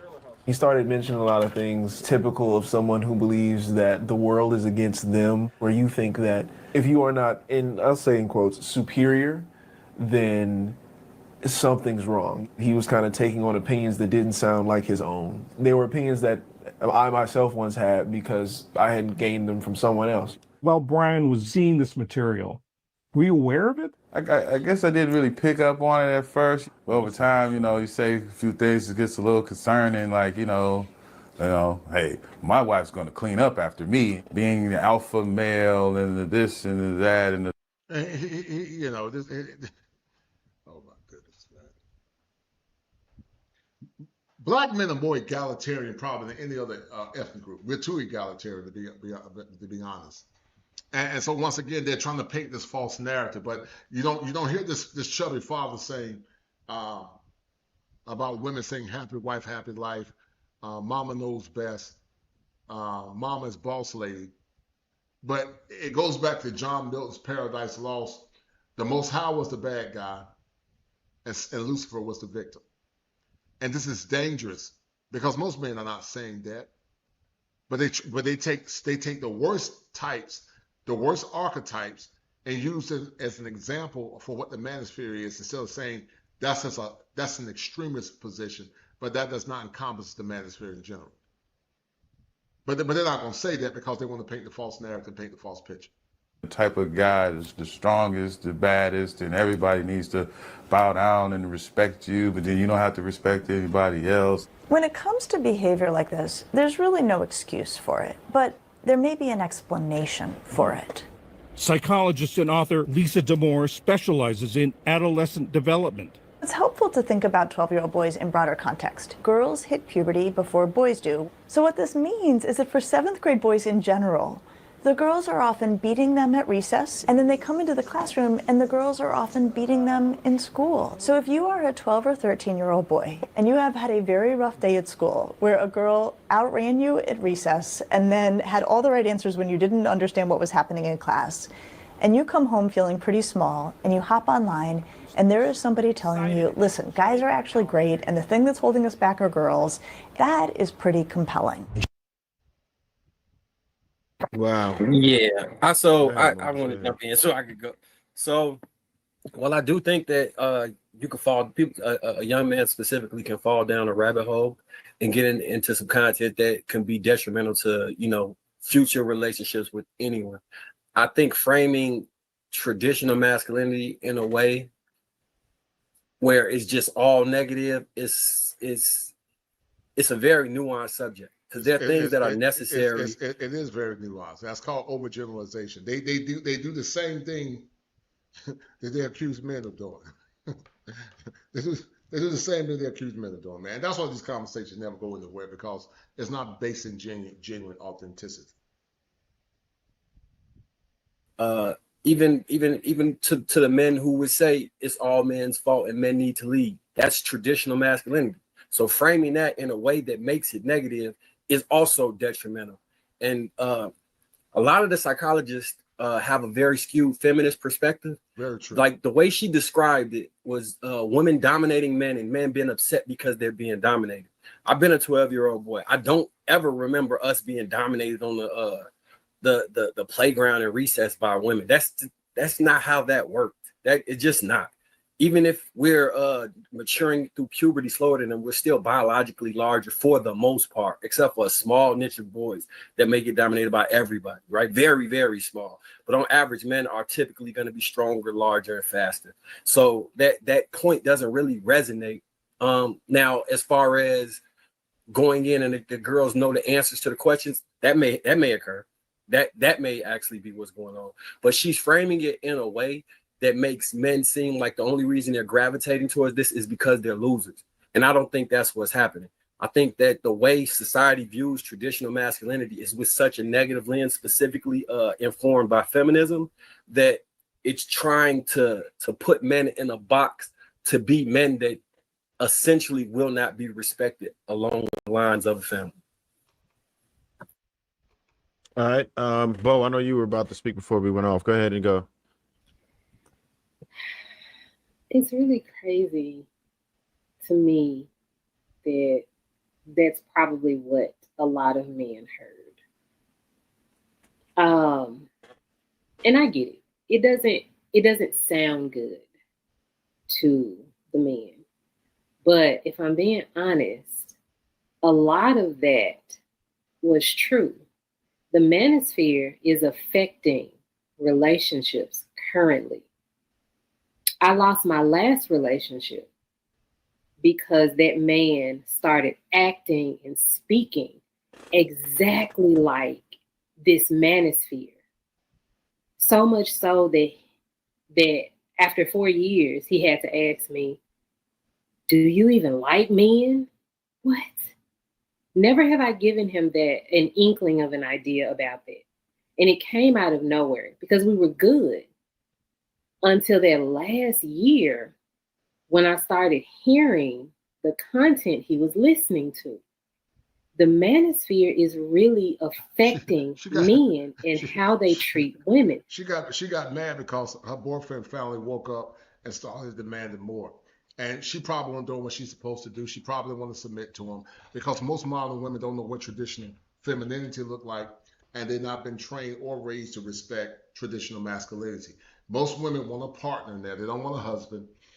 They want a man that's where she can lead and he can lead. They both lead together. And they don't want to do traditional things like, cooking and cleaning. They think that's beneath them. But yet they expect a man to put their life on the line, change tires, change oil, cut grass. They are a slave, but the man is not a slave. It's funny, man. They become extremely paranoid about how women feel about them. I didn't understand it. And a lot of women are not understanding this traditional masculinity. Traditional masculinity. And that's fine for y'all. But when it comes to the person that you are dealing with, you have to understand that women Only the are not a monolith. No doubt. Shout out my You man, all come on this panel every single week and you talk about women as if they're a monolith, as if that there's this specific box that we fit into, unless it's the box that you like. We all fit into this other box. Because if it's not what you recognize, if it's not what you like, then all of us got to be 304s and we're unloyal and we disturb your peace and all of that. Men who are a part of the manosphere do not know how to look at people as individuals and make judgment calls off of the entire person and not just, because men do it to me. Oh, she got locks, she burned incense, she got waist beads, she got tattoos. She goes over there. What? Like, you don't know me. And so you all label women just based off of what you see, because that's what you dealt with. That was that woman. That ain't got nothing to do with me. And so if you're constantly bringing your past into the future, then you're going to constantly be experiencing your past. That is what the manosphere does to men. No, it doesn't. It's harmful to your relationships and your interaction. No, it doesn't. She doesn't fundamentally understand the manosphere. She's taking an extremist position and trying to juxtapose that to trying to inculcate what the manosphere is. The manosphere is about men from different backgrounds, different faiths, different belief systems. Many of us are like satellites. We're like orbits, and we're like Voltron. We're like stars. We're all stars coming together to form one big star. And we all come to a consensus. You know, Dr. Irvin Yalom was a humanistic psychologist, and he talked about the stages of forming a group. He said that one of the stages of forming a group, because that's what the manosphere is really this cyber group therapy. He said that one of the stages of group development was corrective recapitulation. That's just a fancy way of saying to go back to the past and capture the thing that rendered you hopeless in the past. That's called corrective recapitulation. He talked about sharing experiences, instilling hope, examining the evidence, altruism. That's what men content is about, showing love to the brotherhood. But they don't like it because they've never seen traditional masculinity, because traditional masculinity and men standing on business goes counterintuitive to the false narrative that they were persecuted, that all men are bad, which is a broad overgeneralization, and that women are being hurt, and that men don't take care of their responsibilities. And they take a small percentage of men that hurt them and they falsely equivocate it to all men in general. And she's doing the same thing that she accused men of doing. And her man just woke up and said, enough is enough. I'm going to assume that's what it was. I don't know. Let me be careful. I'm going to assume that's what he is because I don't know her or her boyfriend. But men now are saying, you know what? We deserve better. We're going to get better. You're not going to be dressing like a 304 with hope beads on your waist, tattoos all on your arm and all on your breast, because that's not becoming of what men are looking for when it comes down to getting a wife that they want to be the mother of their kids. Men are beginning to say, we're going to dictate the dictates of this relationship. It's not no partnership. It's not an egalitarian relationship that came out of white liberals and Marxist ideology that's permeating into the black culture. But we want to go back to the traditions of our ancestors, where the men are the leaders. The men take responsibility. They should take responsibility of being the priests in their homes, which a lot of men don't do. I'm getting better with it, but I haven't always done. I did at one point, but I've been back and forth, trying to get closer back to my faith, and trying to get back to being the priest in my home. I'm on that path, but I'm still working on it. I'm being honest. And that's all men are saying in general. We don't want no more bust down artists. We don't want no more women that giving their bodies to multiple men, and at the end of the day, they want to sell us used value. We don't want women to have liberal ideologies. We don't want women that don't know how to respect traditional masculinity. We want women that have emotional regulation, they're not weaponizing language to shame men into bad deals, because most modern women will weaponize language to share men into bad deals. It's with women. Oh, is there content that specifically centers itself around how bad men are and that men are the problem with society? Yes, I was going to speak on that. Go ahead, Bo. I know there is. I don't look at content like that, but I'm not gonna say that it doesn't exist. Yes, it does. I don't hear it because that's not what I consume. Okay. Would you say that if you were to give a general percentage of women 16 or young, the ages that we're looking at for this? What was it? It said 7th grade to probably 26. Do you think that there is a push that, even though you may not agree with like what I might say traditional masculinity is, do you think that there is a push that in some ways vilifies things that are just the natural nature of men? The natural nature of women? Of men. I don't think that of anybody. I don't think that it vilifies them. I think that what we're saying is the thing that I say to you all the time is that there is no natural order. There is social order, and that can change at any time. Now, if we're talking about biologically, that's something completely different. That's scientific. But a lot of the things that you all talk about are completely socialized. It's made up, and you can change it at any time. She's not Got being it. clear. What does she mean made up? I don't quite understand what she means. Is made up. It's not made up that most women, a large portion of American women don't qualify to be wives. It's not made up that most women, a large portion of American women have given their bodies to multiple men. That's not made up. It's not made up that the black women lead in deletion rates. That's not made up. It's not made up that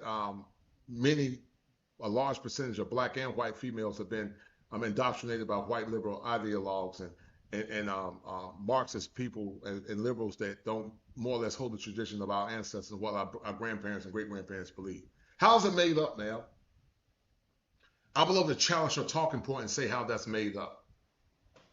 But see, once again, they don't like the fact that black men are changing there. Black women were compromised. There was a time that black women were the greatest women in the world. There was not a woman on this planet, in my opinion, that was greater than the black woman. The black woman got it from the mud. She was better. She wasn't perfect, but she was compromised. Black men never unilaterally had power to oppress nobody. We were both mules. Black men gave their lives in service. We gave our lives by being hung on trees.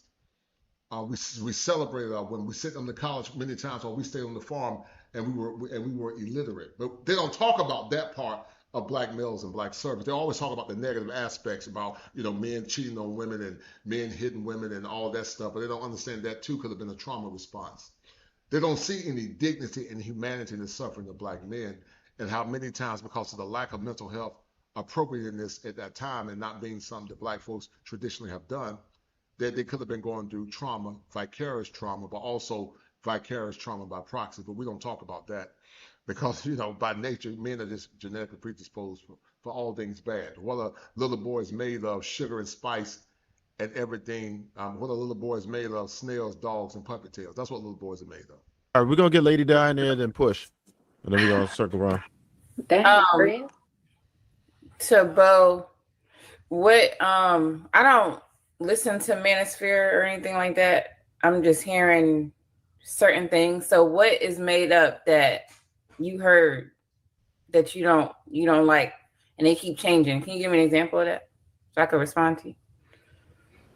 What are you talking about? Socially? Yeah. The last statement you said a lot of the things they say is made up. Like what? What are they saying? I mean, a lot of things about being masculine is made up. Oh, everything about being masculine is made up. Everything about being feminine is made up. What is not made up is I have female reproductive organs. I have.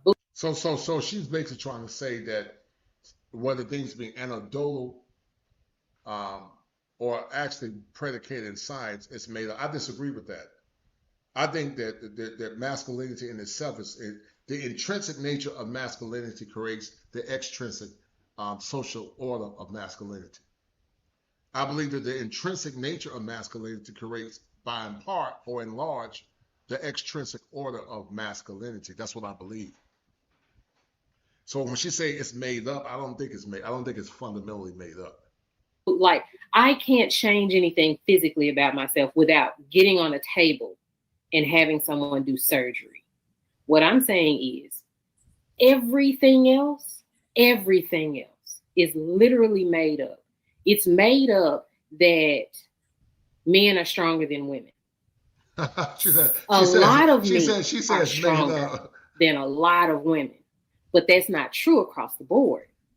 Well, she don't understand that in general.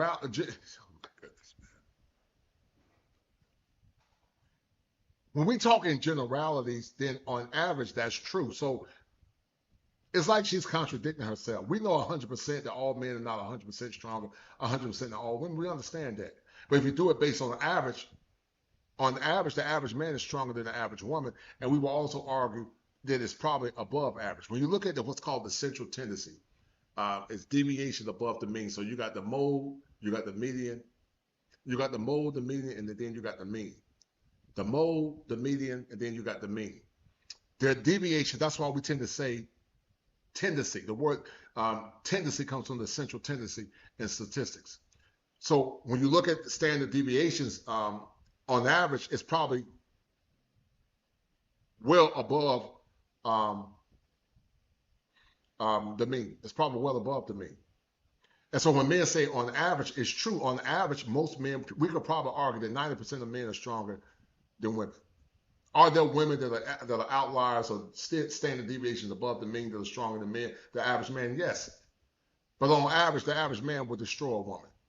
On average, the average man would destroy a WNBA player in basketball. On average, you get an average high school basketball player, they would destroy the average woman on the court. They would destroy if he's a 3-star recruit or maybe even a 2-star recruit.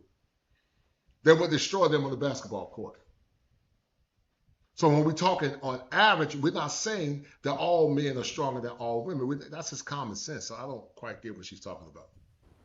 There's a lot of things that are just like men are supposed to be assertive. Men are supposed to be dominant. Men are the leaders. Men are supposed to lead the household. Like all of that is made up and can change at any given moment. Because every man is not that. When you say can change at any moment, what do you mean?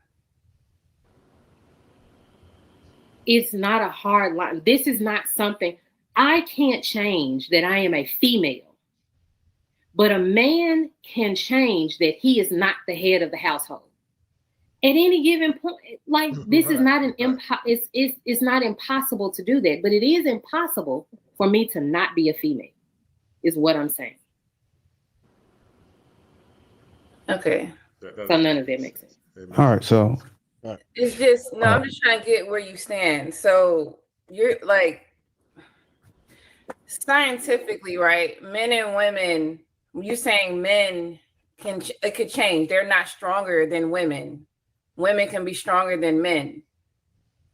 But the overall point we're saying, I guess you're saying, is that because they're saying this, you feel like it's made up. But we all know that men are stronger than women. Majority of men are stronger than women. Mostly all men are stronger than women, though. So what's those were the words that I say. Problem is, I don't like. All right, those were the words that I say. It. I'm not disagreeing with it. I'm just saying that that is not true across the board. There are a lot of things that are true across the board that no matter what, these are hard differences. But there are very few of them, is what I'm saying. I'm just saying that there are flaws in every. Once again, the average justifies the rule. The average justifies the rule. It's one thing to say on average. On average, the average woman does not qualify to be a wife. I will argue that because average would probably be over 50%. That's the average. One will argue the average man is not equipped to lead a woman in modern times. That's the average. Are there those that are deviations behind the mean? Yes. So I see where she's coming from, but she just did a horrible job of, in my opinion, of trying to convey it. Every single thing. And there are.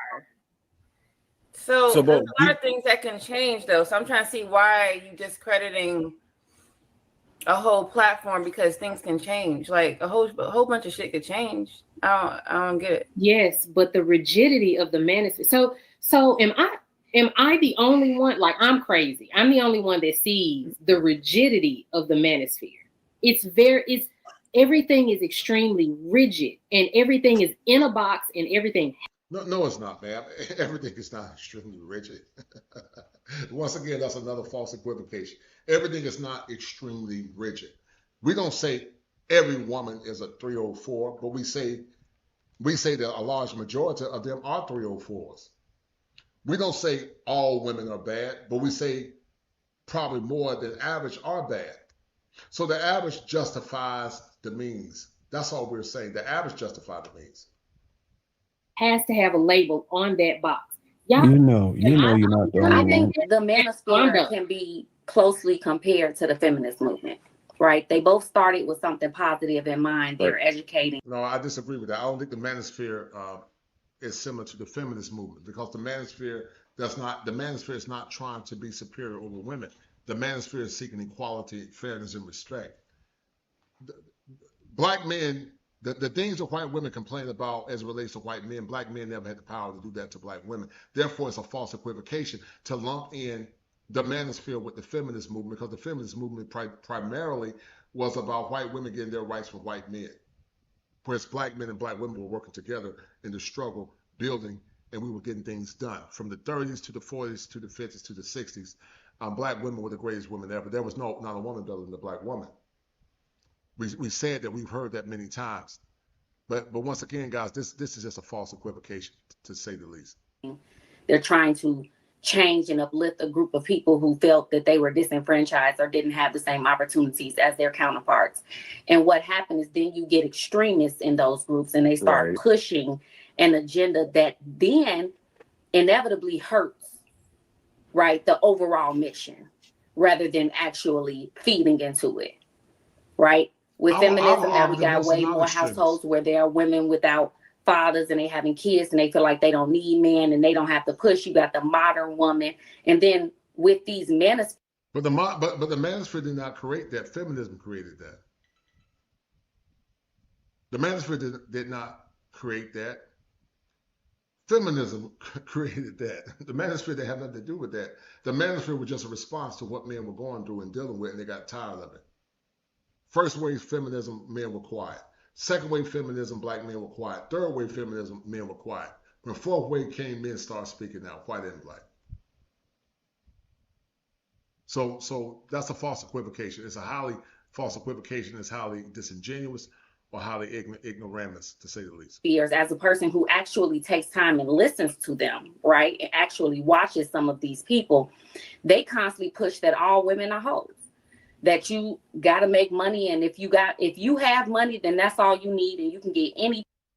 The internet sells women like that. Women by nature are hypergamous, and some will use their body to get men. Some will exploit men by any means necessary. That's a fact. Are we saying 100% all women are hoes? No, but would we say a strong 80 to 90% perhaps personify that mentality?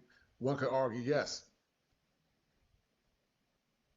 Older black women have said that the black women there are not like women of the past. Elder black women have said that. Most black women that have in the past, a bunch of men. Women of the past probably had no more than 2 men. But women now got 5, 10, 15, 20, 30, 40, 50, 100 men. But they want a man to treat them special and pay all their bills and put their life on the line. Not understanding that men value, I would say, most men value, or solid men value women that are chaste. Some men don't care, but I would say on average, even if that man was promiscuous himself, want a woman that values her body, because that's what she gives that man as a present. But they don't understand that. It's foreign to them because they've given away to so many men. Picking Of the litter, it doesn't matter where they are or what's going on. They take the value away from women and look at them as only an object. And as long as you attain that object, then you're good. So both of them are a problem. But I do feel like, especially with these younger generations, since all they do is spend their time on social media and they don't have a lot of real life interactions with people, it can be extremely detrimental for both women with feminism and the modern woman movement, and for men with these misogynistic conversations. So for the feminists saying that they don't need men, that's good, you think, Ty? No, what I just said is that neither one is good. I get you. I'm just trying to. I get that. I'm just trying to understand, like, for you, like, feminists is saying they don't need men, and then they can have babies without men, right? They can get sperm and all this stuff. What is wrong with they don't that? need no man raising the kids. And then for Manosphere, from what the point that you made, they're saying that women are hoes. They're saying basically what they're seeing and what women are portraying is whole life behavior, hence the video we was watching earlier. So I'm trying to see what you're talking about, women who are taking a whole human out the picture. They don't need this shit. But then the other side is saying these women are doing these things when they are kind of doing that. I'm not saying it's like it's a lot of them doing it. So I'm saying if that's what they're saying, what is wrong with them saying that? But it's okay for feminist people to just take a whole man out and I don't need you. It's not okay. It's like what I'm proving saying. a manosphere point, ain't it? Neither one is okay. That's my whole point, though, right? Say it again. Isn't it proving the man? If that's what you're saying, the manosphere mostly is talking about, wouldn't it be proving the manosphere point? These women are hoes. These feminists don't want men. They're having sex, but they don't want the marriage. They want the baby. Like, isn't this proving the manosphere point? Or no? No, I feel like it's exaggerated because, like I stated, that's not the reality of most people. Do you understand what I'm saying? That's not all women. Just like it's not all men that ain't shit and you don't need them and you can have a baby without them. They're both being exaggerated. And that's we know it's not all though. We're saying like majority. So women today and let's say some years ago, they don't want marriage. Men come up to them, they propose, they not ready yet. You hear all these different excuses. Now I think the age for women, popularity of having kids is at 40 and all this stuff. So all the men that they passed from 20 to 40, they basically said, hell no, I don't want that. So they're basically dismissing men that they don't want. I know Shannon was saying earlier, for example, Darwin is an attractive man, correct? So some of these other men are not attractive, but they want the marriage, but these women don't want them. But it was also women that wanted the marriage and the man didn't want them. I'm talking about the men. I'm gonna get to that, but I'm talking about the men who want marriage that are so-called not the ideal pick, right? Because in order for a lady to say yes, she has to like the man overall, correct? Right. But just for the same for men man. In the manosphere that are, let's say, not as attractive, or they don't have all of the stuff that these women are wanting. Now that makes them a bad dude. They're not husband material, marriage material. I know Marcus earlier was saying that he learned that these men are not even getting sex, and he thought that was a lie. All of these things are like true. So now when this manosphere shit is created, it's just created off of things that has been happening to men. And right, and Lady Di gets it. She was on my show one time in the past. She's successfully married. She's a smart sister. She got, I think, 4 or 5 beautiful kids. Shout out to that sister. And like I said, it's just common. The manosphere is just a response to the treatment that we were dealing with this man. Paternity fraud, false allegations, no fault divorce, marriage fraud and deception, deletions without the consent of the man. I'm using men for money. I mean, all kinds of things. But all of a sudden, the manosphere just came out of nowhere and hate black women, and it's extreme. But they never call it the extreme behaviors of women. And they're talking about it. Feminism, on the other hand, it was created off of things that was happening to women, and they start talking about it. He said that they didn't want. No, it wasn't. Black women, by and large, were not. Black women, in large, were not accosted at the level that white women were. All of this stuff, this paranoid persecution, these schema afflictions, is a false variable. They were not suffering at the level. They were not going through what white women were going through. If they want to talk about what black men did, and some men were drinkers, there were abusers and drunk alcohol and had outside kids. But grandmama had outside kids too. Because granddad can't have outside kids by himself. Some of those women in the neighborhood knew those men were married. Some of those men, when they went to fight in war, the women had kids on them by other men, the milkman and the mailman. But somehow, feminism was a response to what black women were going through because black men were bad and black men were conspiring with white men to create policies to oppress black women. It's the dumbest illogical thing, guys, I ever heard in my life. No, what's happening? No. If you don't want a man, how do you want you're conflating a lot of ideals that women in general say. You're doing exactly what men do. You are taking everything that women say and you are putting them into one bowl. And there are a lot of women who want relationships, who want marriage, who want all of these things. But when we say we don't need a man, what we're saying is we can pay our bills, survive, not go hungry without a man. So therefore, I don't have to take the first man I get to so that he can take care of me. I can choose a man that holds the same values, that treats me right, and that will work with me. You are conflating those people with women who have opted out of relationships with men at all. And they are the ones that you are talking about. I'm not talking about like, and even the man and the manosphere have options as well. They're just going for people outside of their league, just like the women that are modern day women are going for men outside of their league. They're both trying to date up when they should be dating where they are. And that's their biggest issue. They could be having sex. They just don't want to have sex with the women that want to give it up to them. They want the ones that look better. They want the ones that's only going to take them for their money or what they have because they're not attractive to them. That's just how it goes, right? That's just life for men and women. Women shouldn't have to take the first thing that's given to them, just like men don't have to take the first thing that's given to them. You have to be equally yoked. My problem, and I think most of the issues that we see within the manosphere and within feminism, is that people are not going for who they're equally yoked for. They think that we always say this with women, they think that their value is higher, but man, they can easily say they're a 6 in looks, but if they got a little money, they automatically feel that their value is higher than what maybe the market that's looking at them feel that they are. No, it is higher.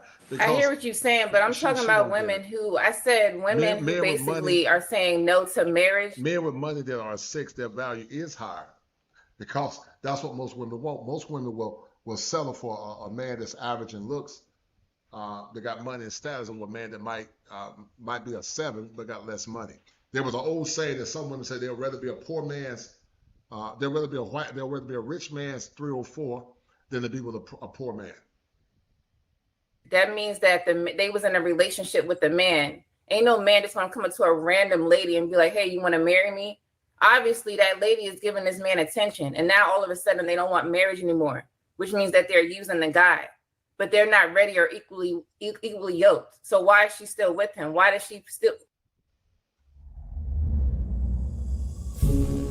Remnant is a management company that has property. I'm just saying, as the point that you made, why is she still with him on? Why do men stay with women for years and never marry her? I'm not talking because about you have fucked up people out here. Pookies. I'm not talking about pookies because there's men that don't ever get married. That's a whole other person. I'm talking about men. I'm talking about men who want marriage. You talking about Pookianas though, and I'm talking about women who want marriage. I'm not talking about the women.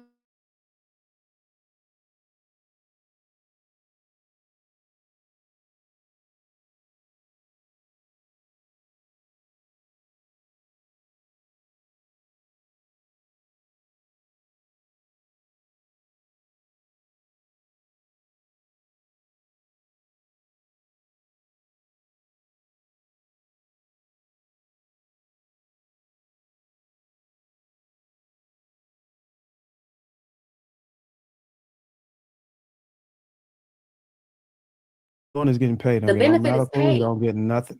They only get money. You don't get no.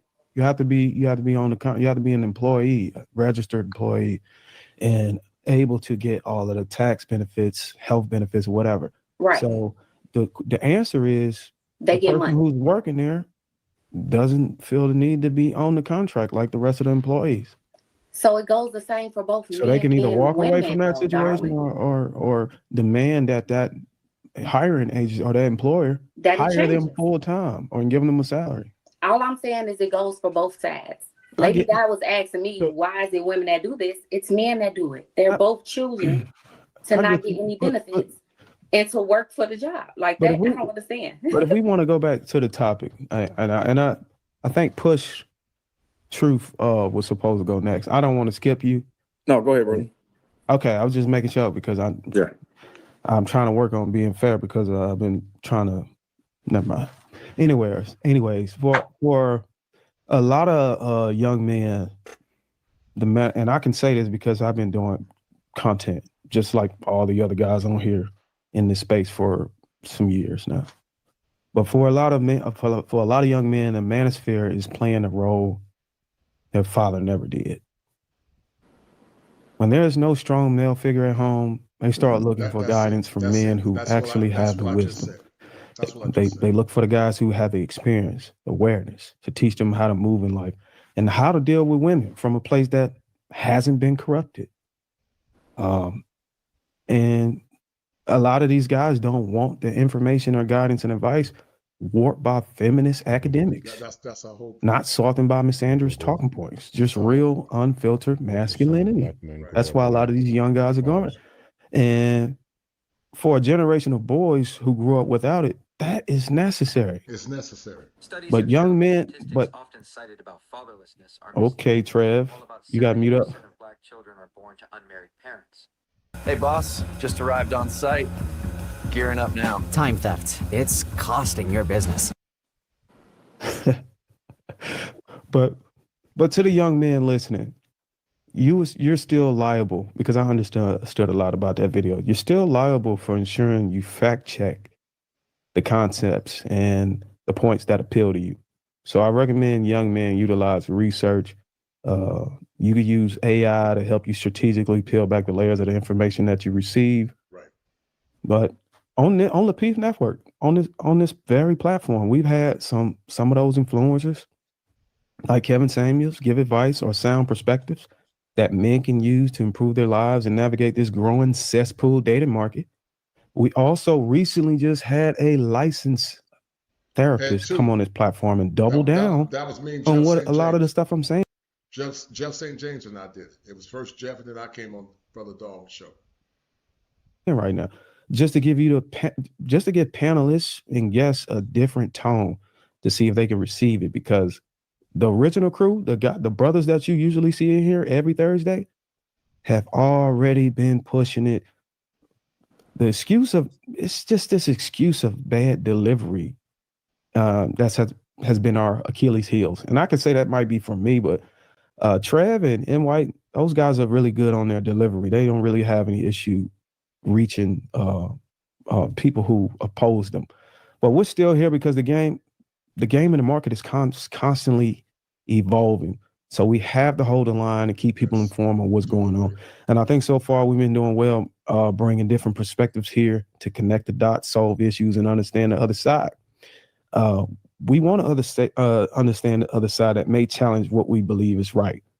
And that's okay so long as the result of the challenge yields a solution or some practical steps for the young man, like the gentleman in the video. Right. So Push, we're gonna let you go, and then I had something I was gonna go after that. Go ahead. Yeah, just based on the video, I just think that a lot of times you, as the person, the individual, you have to make decisions not just based on your emotions, but what follows you and your values and morals. You can be easily influenced from the feminist movement to the manosphere, depending on who you are. But if that's not really part of your value system, so because you were rejected or you were made to feel uncomfortable in the moment because the woman that you were going after she mentioned that you weren't her type, that does not automatically mean that every woman's going to follow that same stereotype or that feeling that you felt in that moment.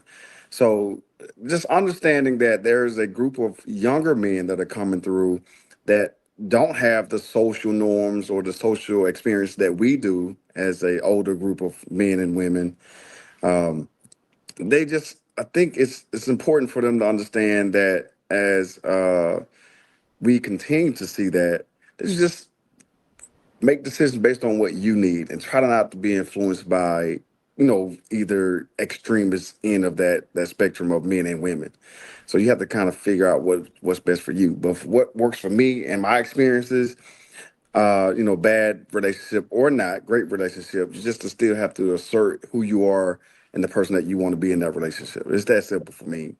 And if that woman that you're seeking values financial support and that's not what you want to give, then don't be in that relationship. It's that simple. It's very easy. Make a decision based on what you want to provide to a person and what you want to receive.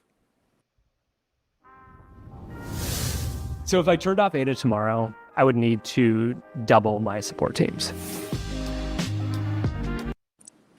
So, first and foremost, the dude Al Campbell that was the father in the video, shame on you and any damn father that exists like you. There should be no excuse for a damn man to be in the house. Because when I saw the video and I'm watching, I'm like, oh, damn, they ain't got no pops. That's a shame. And then to see this fool up here having the internet influence his children because you are not a proper father is shameful. We got to do better than that. We have to do better than that. Now, I was checking out some of the studies, and we are progressing as far as the fathers are concerned, right? They're saying it's about 47.5% of Black men that actually don't have a father. A lot of us are not marrying, so that kind of skewed the idea where people thought it was closer to 80%, but it's about a little less than half of us that don't have a father. That's still way too much, and we got to do better. But at least we're. And I think fundamentally what people don't understand is that men do want to be married. Men do want to be in relationships. I would say on average, I would say the average guy does, but I think there's a growing sentiment when men are becoming indifferent. They don't care. And they're just saying, you know what, enough is enough. I'm good, man. I'm good. And so I think that's that fringe lunatic part as well, man. They're just becoming indifferent, man. And it's unfortunate because I think men and women are better together. You have strong communities. But it's just a different world now, man. Our women have been compromised, sadly.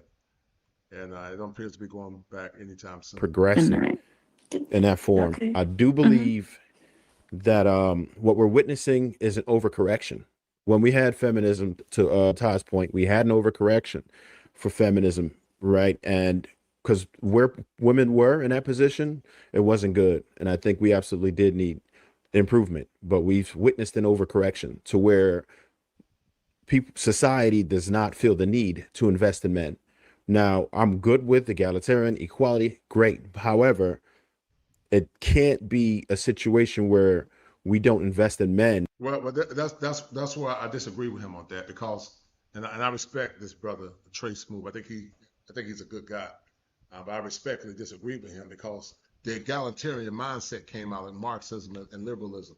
And men and women are not equal. This whole egalitarian mindset was used to usurp traditional authority from men. It's age old, it's Luciferian, because it basically says that men and women are equal. And it takes, and listen, I'm not talking about men that abuse power, but they talk about men that abuse power, and then they use that truncated model to say, okay, we need an egalitarian relationship. Because if that's the case, then if men and women are equal, then women need to take equally. Put their lives on the line, change tires when the cars break down, cut grass, and do the dirty jobs that men do. That's an egalitarian relationship. They both do non-traditional roles. My wife don't have to worry about changing no tire. I won't do it, even though I'm older now and sort of stiff. But I don't expect my wife to do that. I do it. But they pick and choose when they want to be equal. And we want the men to be the leaders. That doesn't add up. We have to also invest and care about the men. We tell men to body up their emotions, and then that's how they're raised and don't know how to deal with their emotions. And then we throw them into a relationship. And to Darwin's point, there's a lot of young men who are looking for answers, whether it be them not having fathers, not having the proper influence or whatever. They're looking for these answers and they have nowhere to go. And a lot of times we make it seem as if these young men have nefarious intent, and we treat them as such. We brand them with names like misogynist and chauvinist and everything else that we can possibly do to demonize them. But there is no mental condition that we are supposed to demonize. We're supposed to help them. If someone's struggling with the situation, we're supposed to help them. I talk to a lot of these young men and they just don't have the answers. The people who are the millennials, Gen Alpha, and they are struggling. They want to be able to engage with women. A lot of them want wives, but they don't know the first thing about doing it. They don't know how to throw on smuggers. They don't know how to dress. They don't have any swag. They're not getting to the money. But in other cultures, men don't have these issues. Average men without swag and average men that are not quote unquote getting to the money get basic respect from basic women. And one would argue that women in other countries are average and the men are average as well. But American men, you know, especially black men, gotta have swagger, make over 100,000, have a large penis, and be 6'3". I mean, it's crazy, man. Expectations have risen for men. A lot of men are expected to make six-figure salaries, and I'll say it once and I say it again. Most people are always going to be average. It's never been different ever. Right. Ever. It's never been different, and it's always going to be mostly average people. So when the expectations of men are beyond the average, most of these men are going to get ignored, and the dating market is extremely lopsided. You have that top tier men that most women would like to deal with and have access to, and they're pretty much Eskimo sisters to sharing these guys, and these guys have an abundance mindset, and they're mistreating women because they're allowed to. I think that first off, women have to hold these men, and they're allowed to mistreat them because those are the men that they want. Guys, we're gonna end it here. We're gonna end it here. Thank you guys for tuning in. We're gonna end it. Thank you guys for tuning in, and we're gonna play the Manosphere clip, guys. And we're gonna end this stream, guys. And I look forward to seeing you guys again soon. I look forward to seeing you guys again soon, guys. So we're about to get it in for the last one, guys. So anyway, guys, hit the like button, guys. Thank you for the 2 that donated, guys. I know this was an impromptu show. I wanted to do it today because I got things to do on tomorrow. I will be back on Sunday for another scheduled show, so make sure you guys tap in. And guys, we're going to end this stream in a minute. So guys, if you don't have tickets, go get your tickets. And guys, look forward to seeing you guys in Miami, Florida. As the world shifts beneath our feet, black men stand at the forefront of a new era. I want to make sure that the issues confronting black men are spoke upon by black men who have a vested interest in the black community. Bold, unapologetic, and ready. We can get further, faster, collectively. The Black Manosphere Conclave in Miami is your crucible for growth. If you're resistant to change, you only want to do one thing in one way, yeah, you're not going to make it. It's not going to work. Across 3 electrifying days, unite with visionaries to master cutting-edge skills, build game-changing networks, and harness the wisdom of the black male experience. This is about taking men, black men, and making them better men.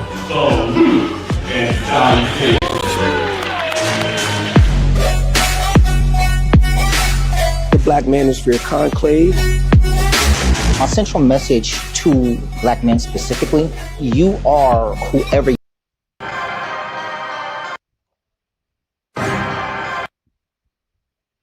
that you are.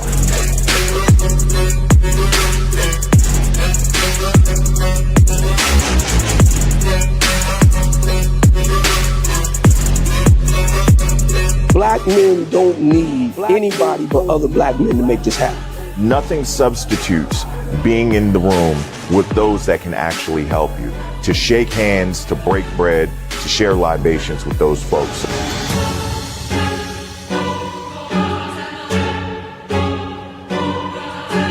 Go where you are celebrated, brother, and don't stand where you're being tolerated.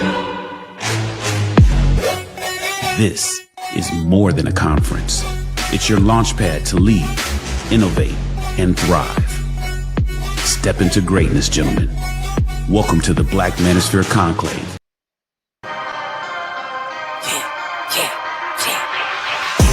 I know I've been quiet for a minute, I've been grinding, still in it, I've been counting these digits, excuse me. I know I've been quiet for a minute, but I'm back on my business. If you see me, don't trip, just excuse me. Wrong if I do, wrong if I don't. That's why I do me no matter what, so excuse me. Lie if I do, lie if I don't.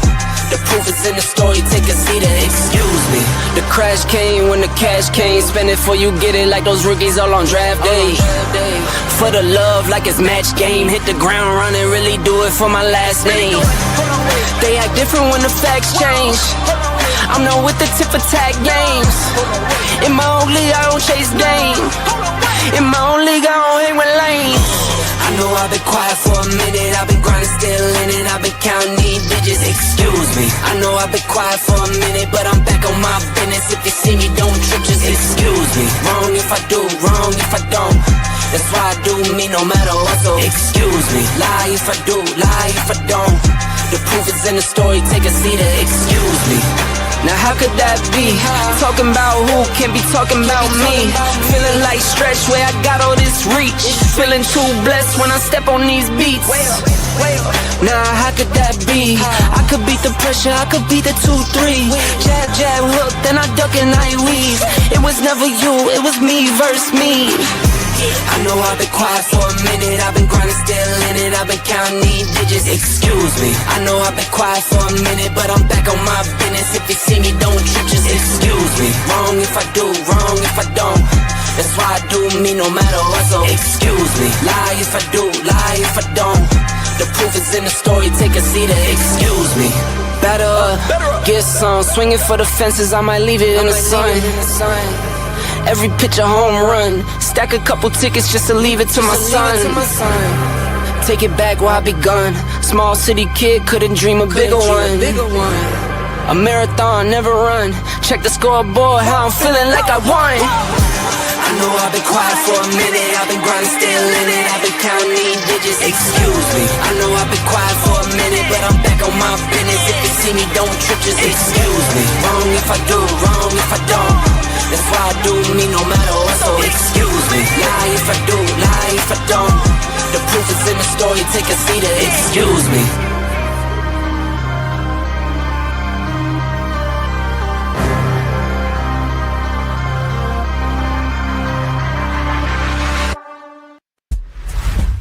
Hit that like button and share this stream if you're not a beta male.